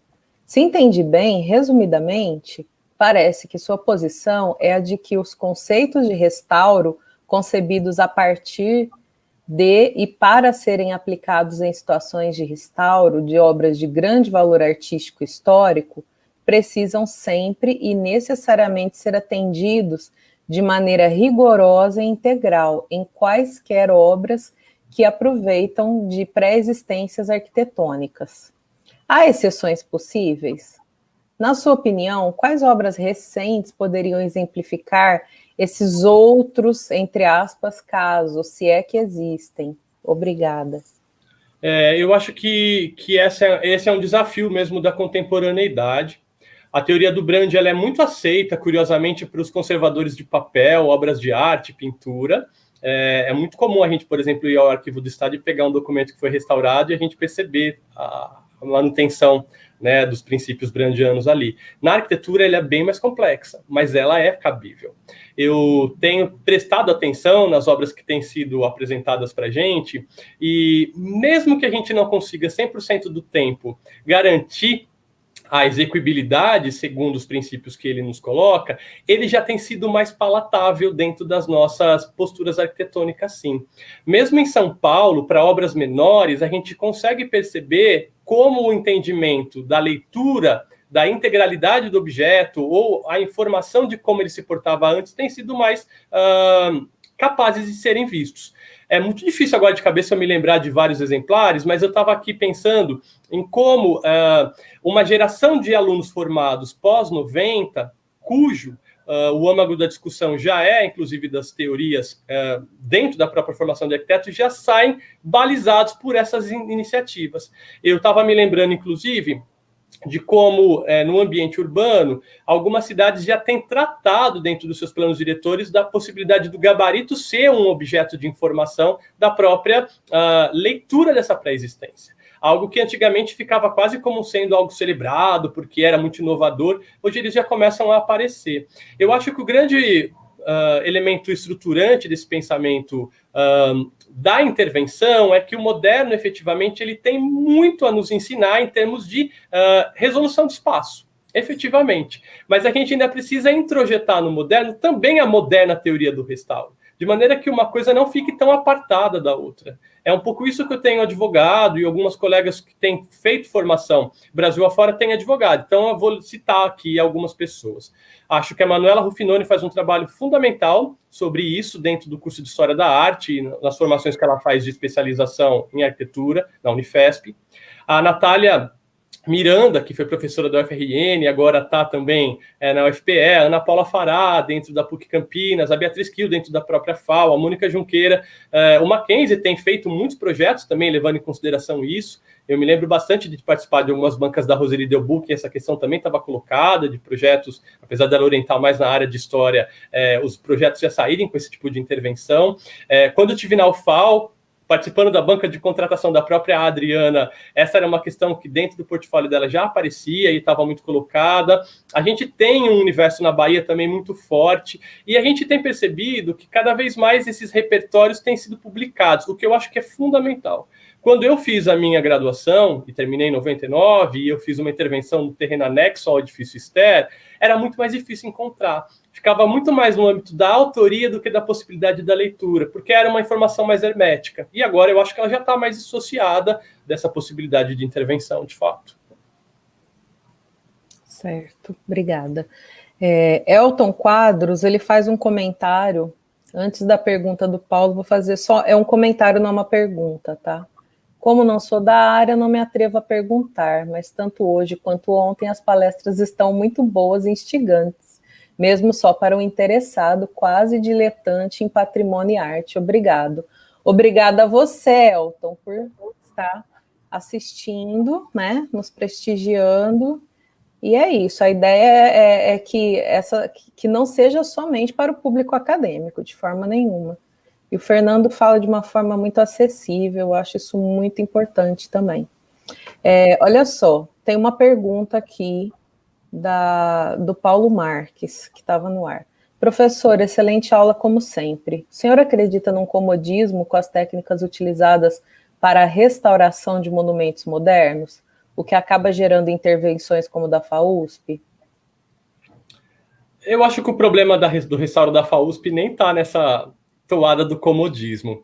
E a Ruth, como estudiosa, com o trabalho belíssimo que ela faz sobre brutalismo paulista, acho que ela tem opiniões até mais específicas sobre aquilo que foi feito lá. O que me parece é que nós temos que dividir o mundo das intervenções em duas categorias. Uma quando nós tratamos de obras públicas, nós temos uma legislação que é muito restritiva por obrigar a fazer uma licitação menor preço. A licitação menor preço não significa que nós temos exatamente a possibilidade de escolher o mais gabaritado, embora a gente tenha documentação comprobatória da habilitação para determinados fins. E aí nós caímos, muitas vezes, nas mãos de pessoas inexperientes ou que estão tratando do universo do restauro de uma maneira ainda muito próxima do que é fazer uma obra nova, que já vem cheia de problemas, diga-se de passagem. Então, o comodismo da técnica é que o nosso sistema de licitação, nosso sistema de cartas de convite para a intervenção nos bens, ele sempre vai nos impelir a usar aquilo que supostamente todos conhecemos e temos mais facilidade de acesso. Então, o concreto é algo que é onipresente, muito embora a grande parte das construções em concreto sejam mal feitas, mal calculadas, porque estão utilizando materiais mais baratos para poder ter lucro para as empreiteiras e construtoras. Esse é um capítulo que não dá para ser dissociado da própria história da intervenção. Quando a gente faz obras de restauro em edifícios mais antigos, cujas técnicas são ainda mais difíceis de serem refeitas ou passarem por intervenção, via de regra, acaba sempre aparecendo um projeto que quer introduzir uma tecnologia que está mais próxima ou supostamente mais disponível. E ela, muitas vezes, é impossível de ser compatibilizada com aquilo que estava ali como pré-existência. Então, o comodismo, me parece que ele é forçoso, porque ele está sendo disposto por um mecanismo de ordem de regulação econômica. E para o campo da arquitetura, da pré-existência e da variação que a gente tem climática nesse país, ele não poderia ser uma única lei. Ele teria que ter especificidades de maneira a garantir com que nós tivéssemos ainda um tratamento mais adequado. É muito curioso, porque ainda impera uma máxima de que restaurar é bem mais caro do que construir. Claro, a gente tem uma sequência de técnicas, metodologias, prospecções, produtos que devem ser feitos para não macular aquele documento. Uma das coisas básicas em termos de perda que a gente tem no Brasil é o de uso de tintas erradas para edificações, né? O uso de tintura polimérica, ou seja, plástico, em cima de edifícios que foram caiados, né, ou tiveram argamassas feitas muitas vezes simplesmente sem uso de cimento, é letal. Aquilo vai transpirar de uma maneira completamente equivocada, os ornamentos que estiverem, ornamentos vão explodir, e a gente vai mais prejudicar o edifício do que aparentemente ele vai soar para a população, que vai ver um prédio pintadinho, bonitinho, quase que melhorado. Esta é uma questão básica. mas é muito difícil a gente conseguir, numa licitação, colocar esse tipo de situação, a não ser que a gente comece a ser questionado e tratado como uma pessoa que está atravancando o progresso ou a premência da necessidade. Notem, é uma questão a ser decididamente colocada como pauta de discussão. Nós hoje temos muito mais espaços para passarem por intervenções do que necessidade de construir efetivamente do zero. Nós temos uma megalópole, que é São Paulo, e uma sequência de regiões metropolitanas na região Nordeste, Centro-Oeste, Sul, que já tem muita coisa que pode ser aproveitada para os outros fins. Se a gente não tiver pensamento metodológico e não tiver, inclusive, instrumentos garantidos para os bens públicos ou de contrapartida para os bens privados, que garantam a acessibilidade da nossa formação tecnológica para esses bens, a gente vai supostamente pegar uma casa do século XVII, fazer uma intervenção, ela não vai suportar, ela vai ruir, e a gente não vai ficar com uma obra mal feita, e não vai ter nenhuma coisa nem a outra.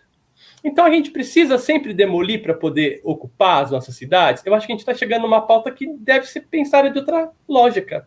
Eu acho que demolir é uma palavra que deve começar a ser pensada em outras chaves.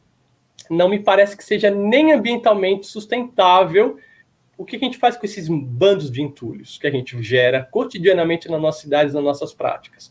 E também é muito curioso, porque nas próprias formações dos arquitetos, nós não temos uma disciplina que ensine a fazer reforma, mas 80% da prática projetual de um arquiteto é reformando aquilo que um outro colega fez.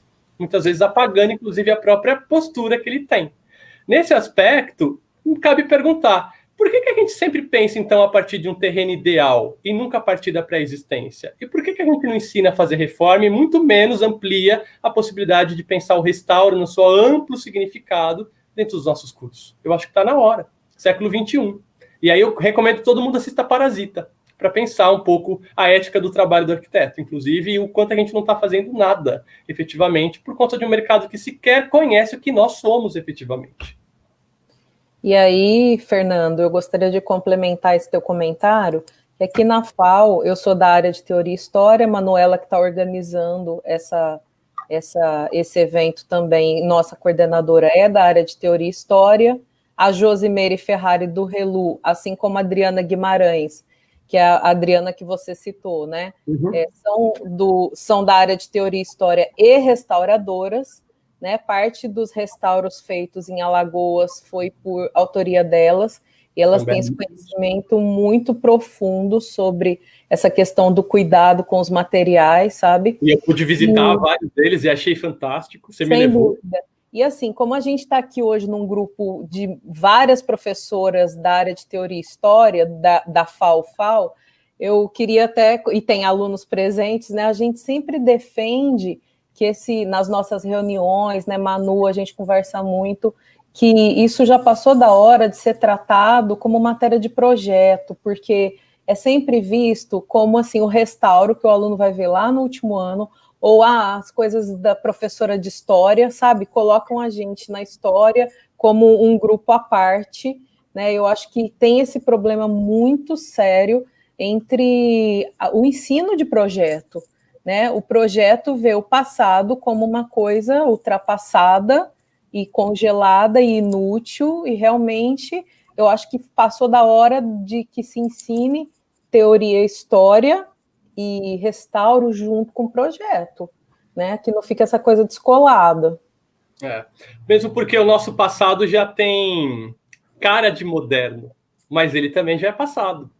Eu acompanho ainda a trajetória do Edifício Ster e eu, de propósito, não quis trazê-lo aqui hoje, porque parece que virou tatuagem na minha vida desde os anos 90, mas o Edifício Ster tem um problema gigantesco, porque ele é um edifício privado, de 10 pavimentos, cujo restauro, que foi orçado nos anos 2000 pelo próprio Eduardo Colonelli, previa R$300 mil na época por pavimento para poder modernizar as instalações de funcionamento.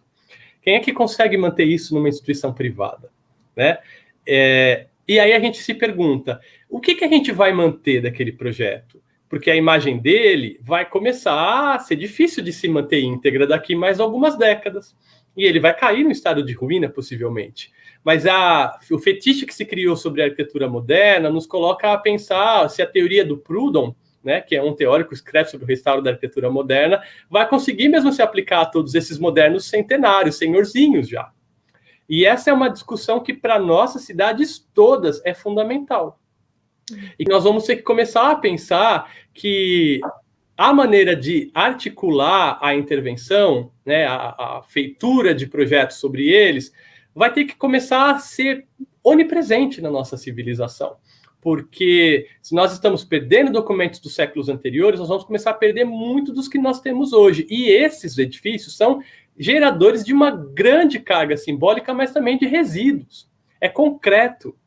E o que a gente vai fazer com tudo isso num planeta que está pedindo misericórdia já? Exatamente.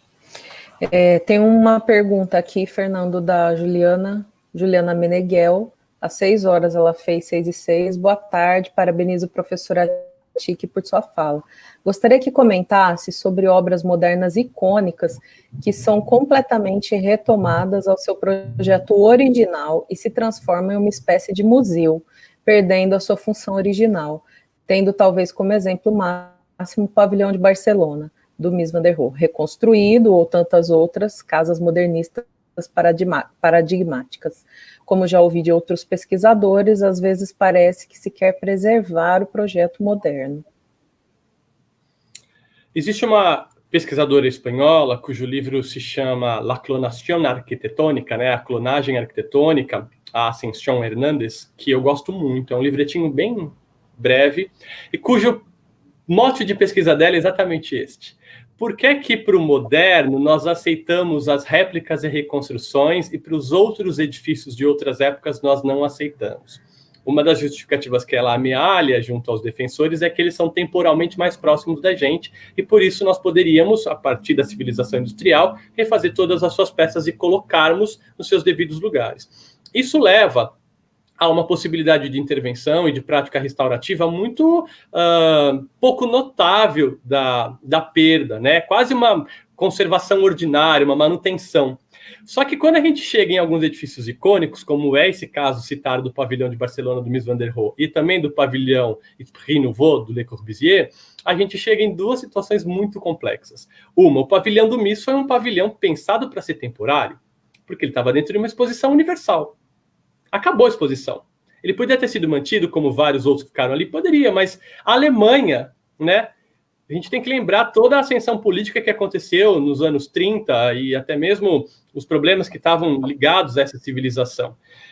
Quando aquilo é restaurado, né, e a palavra não poderia ser essa não, mas teria que ser reconstruído ou clonado, muitas das tecnologias que permitiram a construção daqueles tipos de perfis não existiam mais. A Ascensión conta isso belíssimamente no livro dela. E ela nos leva a pensar o quanto também as tecnologias, com a gente falando mais uma vez disso, tiveram que ser reconduzidas para um passado para poder fazer peças quase que esculpidas para aquele pavilhão poder ser refeito. E ele funciona como o quê? Uma sombra de si próprio. Ele é uma sombra de si próprio. É bonito de se ver, é emocionante, embora a escala dele seja menos impactante do que o imaginário que ele cria nos estudantes de arquitetura quando vão lá visitar. Agora, o pavilhão do L'Esprit Nouveau é mais bizarro, porque ele foi reconstruído na Itália. Está no meio de um jardim. E fora completamente de contexto, até mesmo da época em que ele foi feito, de conhecimento da população que frequenta aquele parque cotidianamente. Esse livro também trata desse pavilhão. Então, a gente também tem que pensar o quanto moderno, embora maculado por uma questão capitalista, não se transforma numa mercadoria cultural, quase com uma discussão do Walter Benjamin, porque ele precisa ser refeito. Precisa ser refeito? Essa pergunta não tem muita explicação. Ela só pode ser respondida à luz das sociedades que querem essa reconstrução, esse acolhimento. E para isso, eu acho que existem justificativas mil. Mas simplesmente refazer pelo prazer de ter de novo aquele pavilhão me parece muito mais um ato de colecionismo do que de generosidade arquitetônica que estava no âmago da própria arquitetura moderna. É uma questão boa de se pensar, né? Boa de se pensar e bem complexa, né? Que retoma várias falas da gente aqui nas lives anteriores, né? Que grupos que se sentem representados, né? Quando a Adriana Guimarães falou muito, né, sobre a necessidade de se ouvir a população, né, na escolha do que se deve ser preservado. Exatamente. Né? A Maria Clara tem uma pergunta: como podemos devolver a historicidade? Como o edifício pode mostrar por si só sua mudança? Eu acho que existe uma diferença entre história e historicidade. Historicidade, ela se manifesta de várias maneiras num edifício. Ela se manifesta mantendo os elementos estruturantes nas próprias vedações, nas portas, nas janelas, em territórios em que você ainda tem argamassas coesas, pinturas antigas. Isso tudo, ao ser mantido e organizadamente estabilizado, pode informar sobre a duração daquele prédio, que pode ser breve, de 60 anos, 10 anos ou de 3 séculos. Também se pode pensar que a história daquela edificação ela não se perde com a perda do próprio monumento. Né? Se um edifício que tem lá mapeado a sua planta, relatos orais, fotografias, até mesmo reconstruções em desenho por memória, isso tudo vai fazer parte da história. A historicidade ela se manifesta na palpabilidade do edifício, mas a sua história ela não precisa do edifício inteiro para existir. Tanto é que a história recompõe para a gente eventos políticos que não existem ainda e nunca mais vão poder ser refeitos, porque ela se baseia numa narrativa a partir de fontes que são as mais diversas possíveis. O grande problema de nós, historiadores da arquitetura, é que a gente demorou muito tempo para deixar de ser fã da manifestação arquitetônica para virar historiador daquilo que nós fazemos na nossa prática. Nós, como gostamos do objeto que nós estudamos, nós passamos a maior parte do tempo fazendo crítica de arquitetura e não história da arquitetura. Porque a gente confunde o ato de projetar com o brilhantismo daquele cara que nós gostamos. Mas a gente pode fazer história sobre coisas que nós também esteticamente não gostamos. O problema é um problema antiquíssimo, mas ele precisa ser enfrentado. Então, por exemplo, o Museu Nacional do Rio de Janeiro sofreu aquele incêndio, perdeu grande parte da sua cobertura, do seu acervo e tal. A história do Museu Nacional pode continuar sendo feita, se o edifício estivesse íntegro ou não. Acrescentou-se um capítulo novo, que foi a tragédia, a perda, o desmonte. Mas a historicidade do edifício foi alterada, porque muita coisa que estava lá dentro, como cobertura, forro, se perdeu. E fazer uma réplica do forro, cobertura, aí sim coloca em xeque a historicidade. Conseguem perceber? Existem situações que não são exatamente as mesmas, apesar de serem palavras muito próximas. A arquitetura e o urbanismo, eles precisam se profissionalizar ainda mais do que já vem sendo, para poder dar conta de narrar para as gerações interessadas a respeito daquilo tudo que compõe o nosso elenco de paisagem urbana. E rural também, obviamente. Mas quando a gente tem arquivos de arquitetura organizados, lugares em que documentação que interessa aos arquitetos são facilmente acessáveis, a gente começa a melhorar a nossa própria compreensão da própria arquitetura.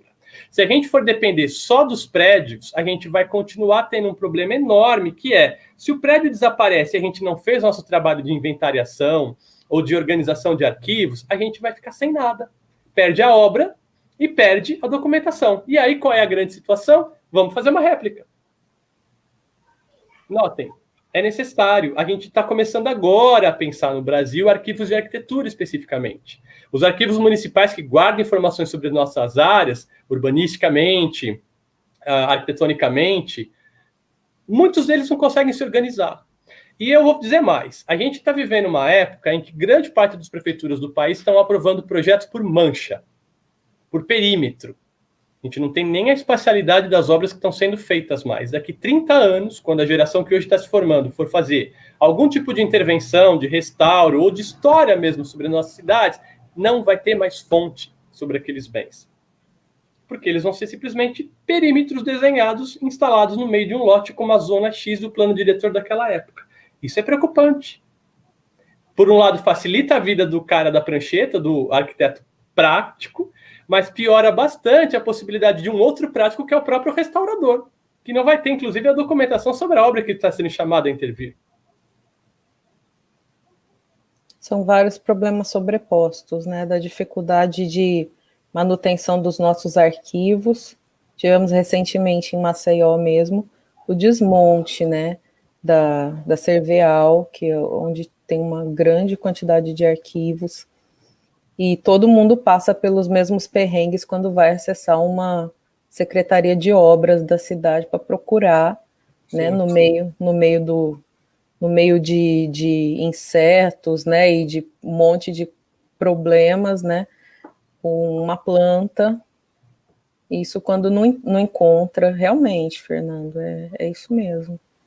Olha só, tem uma pergunta do Henrique Gomes, feita às 6h26. Até que ponto algumas intervenções não estabelecem discursos arquitetônicos mais fortes e densos que as arquiteturas originais, apagando integralidades e temporalidades de alguns prédios e paisagens?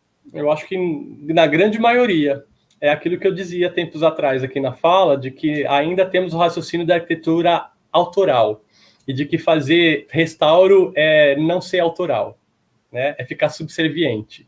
E aí a Beatriz Kiel, né, uma brandiana de carteirinha, coloca num texto belíssimo de que ser brandiano ou pensar, né, as atualizações da teoria do Brand e pensar a possibilidade de fazer um restauro não é abrir mão da criatividade. Pelo contrário, a autoria talvez fique ainda mais demarcada quando você compatibiliza todas as grandes pontas que estão compondo esse emaranhado que vai redundar naquela obra. Mas grande parte da nossa formação é do grande gesto ainda. É da grande autoria, da grande assinatura. E isto leva a uma outra situação que na história da arquitetura tem sido muito provocativa, que é, nós falamos, esta obra da Pinacoteca originalmente é do Ramos Azevedo. Vocês vão perceber que eu falei, é do escritório do Ramos Azevedo. Ele tinha uma equipe enorme de desenhistas e arquitetos que tinham que assinar Ramos Azevedo, porque ele não permitia por contrato que o autor específico de determinadas obras fosse colocado. Quem era? As grandes corporações internacionais fazem a mesma coisa. O Norman Foster tem um escritório gigantesco. Será que ele desenhou mesmo o Museu Britânico? A gente não sabe. Precisaria de um trabalho quase de antropologia cultural para a gente poder saber como é a condição a quais os arquitetos estão submetidos nessas grandes corporações, que vem desde o século XIX. Essa é uma atitude moderna também.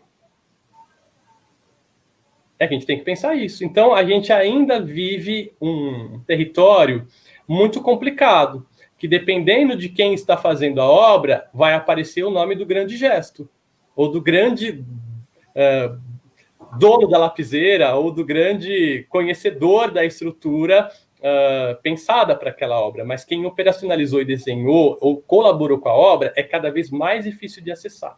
Ainda mais no mundo em que a gente está vivendo, como alguns sociólogos colocam, a uberização da própria arquitetura.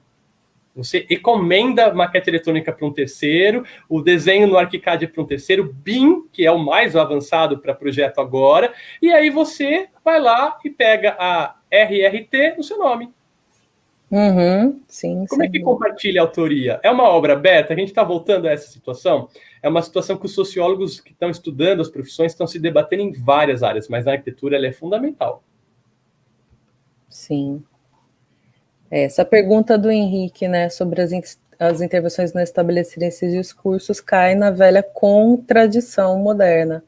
Né? A gente, como você disse, a gente vive um problema que é moderno, né, dessa autoria, foi criada pelo moderno, e que já era contraditório desde que nasceu. Né?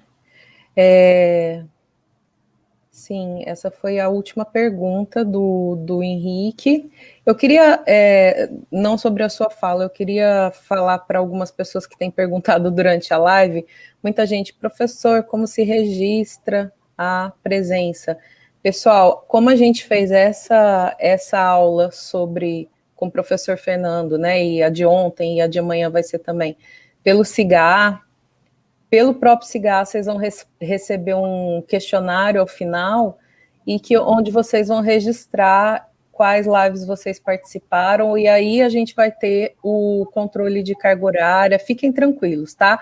A única coisa que, assim, como é pela ProEx, né, um evento de extensão, não é uma coisa imediata como as lives feitas pela Prograde, né, que quem já participou das outras, a pessoa termina de ouvir, já baixa ali um questionário, né, responde, e o certificado vem logo em seguida. Não é assim que funciona, tá? Inclusive, isso é bom, porque aí você tem a oportunidade de ouvir essa aula do Fernando em outro momento, quem perdeu um pedaço, quem não assistiu ontem, né, que eu acho que, como já foi comentado aí, são questões muito pertinentes, né? E aí eu volto a defender o ensino da teoria História e Restauro, Fernando. Você olha aí a carga horária de projeto e a carga horária de restauro, né? Não sei como é na Unifesp, né? Mas olhando o que eu aprendi, onde eu já lecionei, onde eu leciono hoje, é um finalzinho de curso lá no finalzinho, né? É claro, a gente tem um projeto pedagógico hoje novo,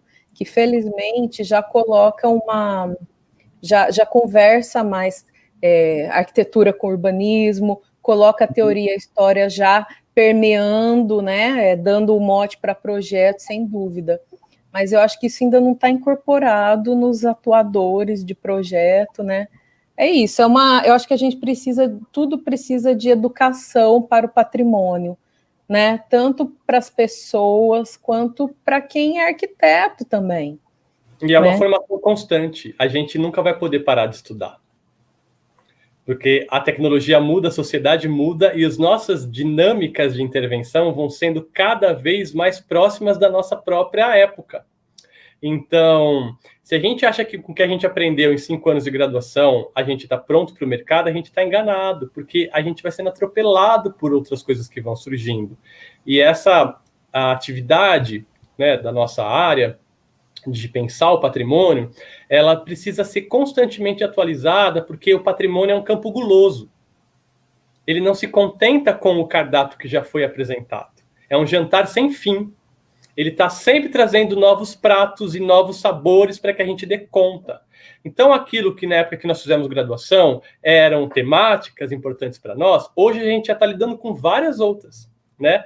Então, aquilo que a Carta de Veneza colocava em 64 das arquiteturas chamadas populares ou menores, ou arquiteturas do cotidiano, elas já são para a gente hoje quase como um prato de interferência. E muitas vezes elas estão em áreas envoltórias de outros bens tombados específicos ou fazem parte de manchas e elas precisam ser tratadas como documentos também.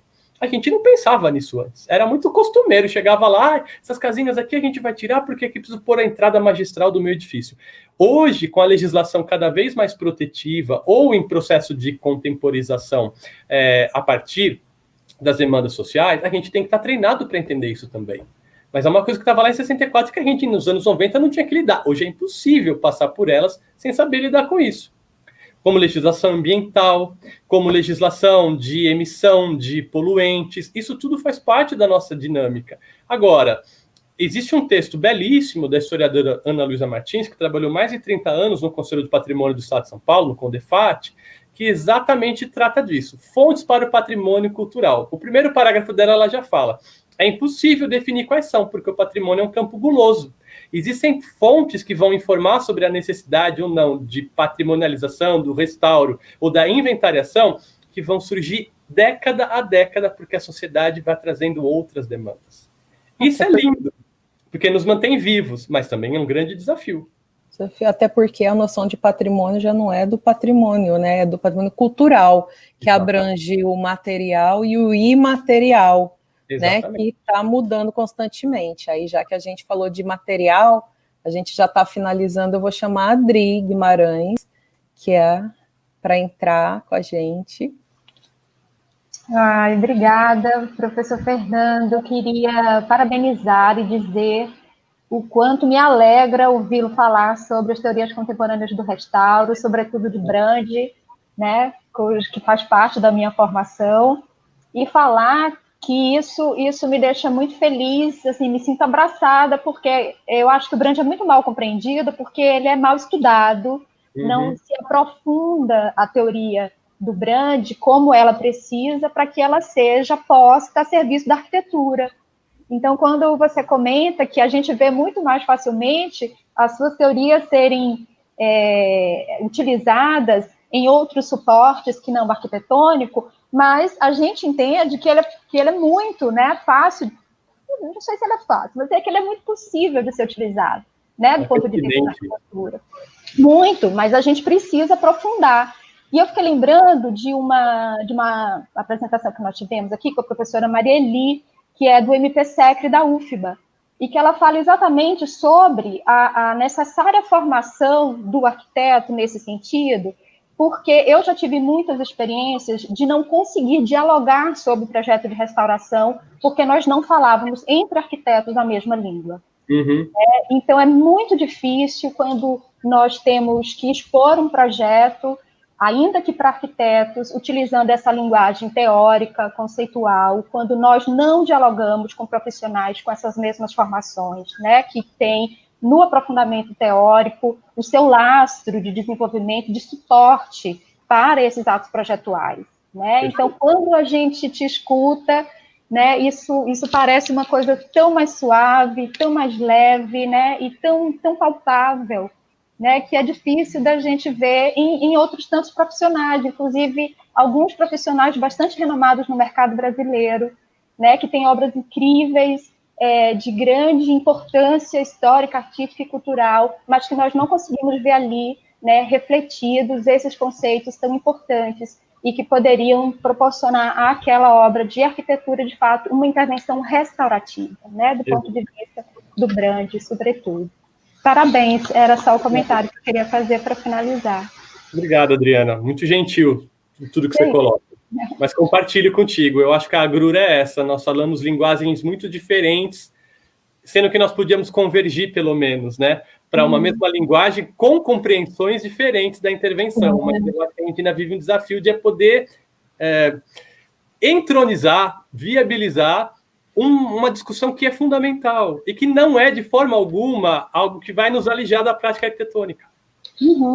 Pelo contrário, né? Acho que nós vamos, à medida dessas discussões, nos aprofundarmos e esclarecermos melhor esses tantos desafios. Perfeito. Concordo. Eu acho que nós, como atuantes na área de história, da arquitetura e da cultura em geral, temos um longo trabalho pela frente, né? Esse desafio de trazer esse pensamento mais próximo do dia a dia do estudante de arquitetura, né? Para que ele não nos veja sempre como os professores ali que cuidam do passado. Não, a gente está aqui para cuidar do presente e do futuro, né? Porque a história é isso. Eu vou agradecer demais a presença do Fernando, foi uma aula incrível, né? Ouvir o Fernando falar é sempre muito bom, já falei aqui, ele tem uma linguagem acessível, e quem perdeu pode assistir depois, não se preocupa, se não se inscreveu no SIGA, se inscreva, pode depois vai receber o questionário com o tempo, mas assim, não deixem de ouvir, né? Vou passar para os nossos colegas de projeto também assistirem, alunos, né, que estão bastante na prática, e eu vou encerrando, passando um recado sobre amanhã, antes de passar a palavra para o Fernando se despedir. A live de amanhã, pessoal, vai ser o nosso terceiro e último dia da primeira semana do Patrimônio do Relu, e terá como convidada a arquiteta Guilá Naslavski, da UFPE, e que vai versar sobre arquitetura moderna no Nordeste, ressaltando os aspectos projetuais referentes à sustentabilidade e necessidade urgente de retomada desses preceitos que vêm sendo perdidos com a arquitetura contemporânea. A Guilá é arquiteta, mestre e doutora pela FAUSP, professora associada do Departamento de Arquitetura e Urbanismo da UFPE e da pós-graduação do MDU, que é o mestrado e doutorado em desenvolvimento urbano, tá? E coordenando o Laboratório da Imagem de Arquitetura e Urbanismo. Então, quem nos assistiu hoje, não percam amanhã. E já vou fazer aqui um lembrete, depois da live amanhã da Guilá, sigam para o Facebook, que o IAB também está fazendo uma semana muito boa sobre a preservação do patrimônio histórico, e amanhã a gente vai ter uma fala muito importante do presidente do IAB Nacional, que é o Nivaldo Andrade, que vai estar falando com o Sandro Gama, aqui do IFAM de Alagoas, superintendente do IFAM Alagoas, e vão abordar especificamente o caso do patrimônio histórico do Bebedouro, que está nessa situação por conta, né, da Braskem. Então, gente, amanhã a programação está ótima, comecem com a gente, sigam para a programação do IAB, que é muito importante para vocês se atualizarem. E é isso, Fernando, Adriana, Manu, obrigada, muito obrigada, Fernando, foi um prazer enorme, viu? Prazer foi meu, eu fico muito feliz em poder dialogar com vocês, é uma escola que eu tenho conhecido nos últimos anos com mais propriedade, tenho sempre muito admirado todo mundo daí, mando um abraço para todo o corpo docente, e também faço a propaganda, então, do meu grupo de pesquisa. O CAP é um grupo que está completando 10 anos no ano que vem, ele reúne dentro do seu corpo arquitetos, historiadores e também pessoas de outras formações, e no final desse ano a gente está lançando o segundo livro. Você falou do primeiro, né, a Arquitetura Interpretada. A gente está lançando um que se chama Intérpretes da Cidade, Pesquisadores e Histórias de São Paulo, que é, na verdade, o resultado de uma disciplina de pós-graduação que eu dei, que entrevistamos 5 grandes profissionais já consagrados na história da cidade de São Paulo, e que vão trazer para a gente reflexões muito importantes sobre como fazer pesquisa sobre o espaço urbano, sendo arquiteto, urbanista, historiador, geógrafo e cientista social. É um livro que vai estar disponível para download, assim como está o Arquitetura Interpretada no nosso site, que você já falou, né, que é o pph.sites.unifesp.br. A gente também disponibiliza ali todas as dissertações, relatórios de iniciação científica, monografias, relatórios de doutorado e pós-doutorado, que os nossos membros têm produzido e, de certa maneira, têm ajudado a entender um pouco outras possibilidades de investigação sobre a cidade no Brasil, essa tríade que compõe o seu nome, né? A cidade, a arquitetura e a preservação, nesse ambiente aí que a gente gosta, que é o da história. Então, prazer enorme. Precisando, contem comigo. Um prazer enorme mesmo. Obrigado, Adrianas. E a Manuela também, que foi minha diretora de arte hoje aqui. Para mim. Então é isso, pessoal. Obrigada pela presença virtual de todos vocês e até amanhã.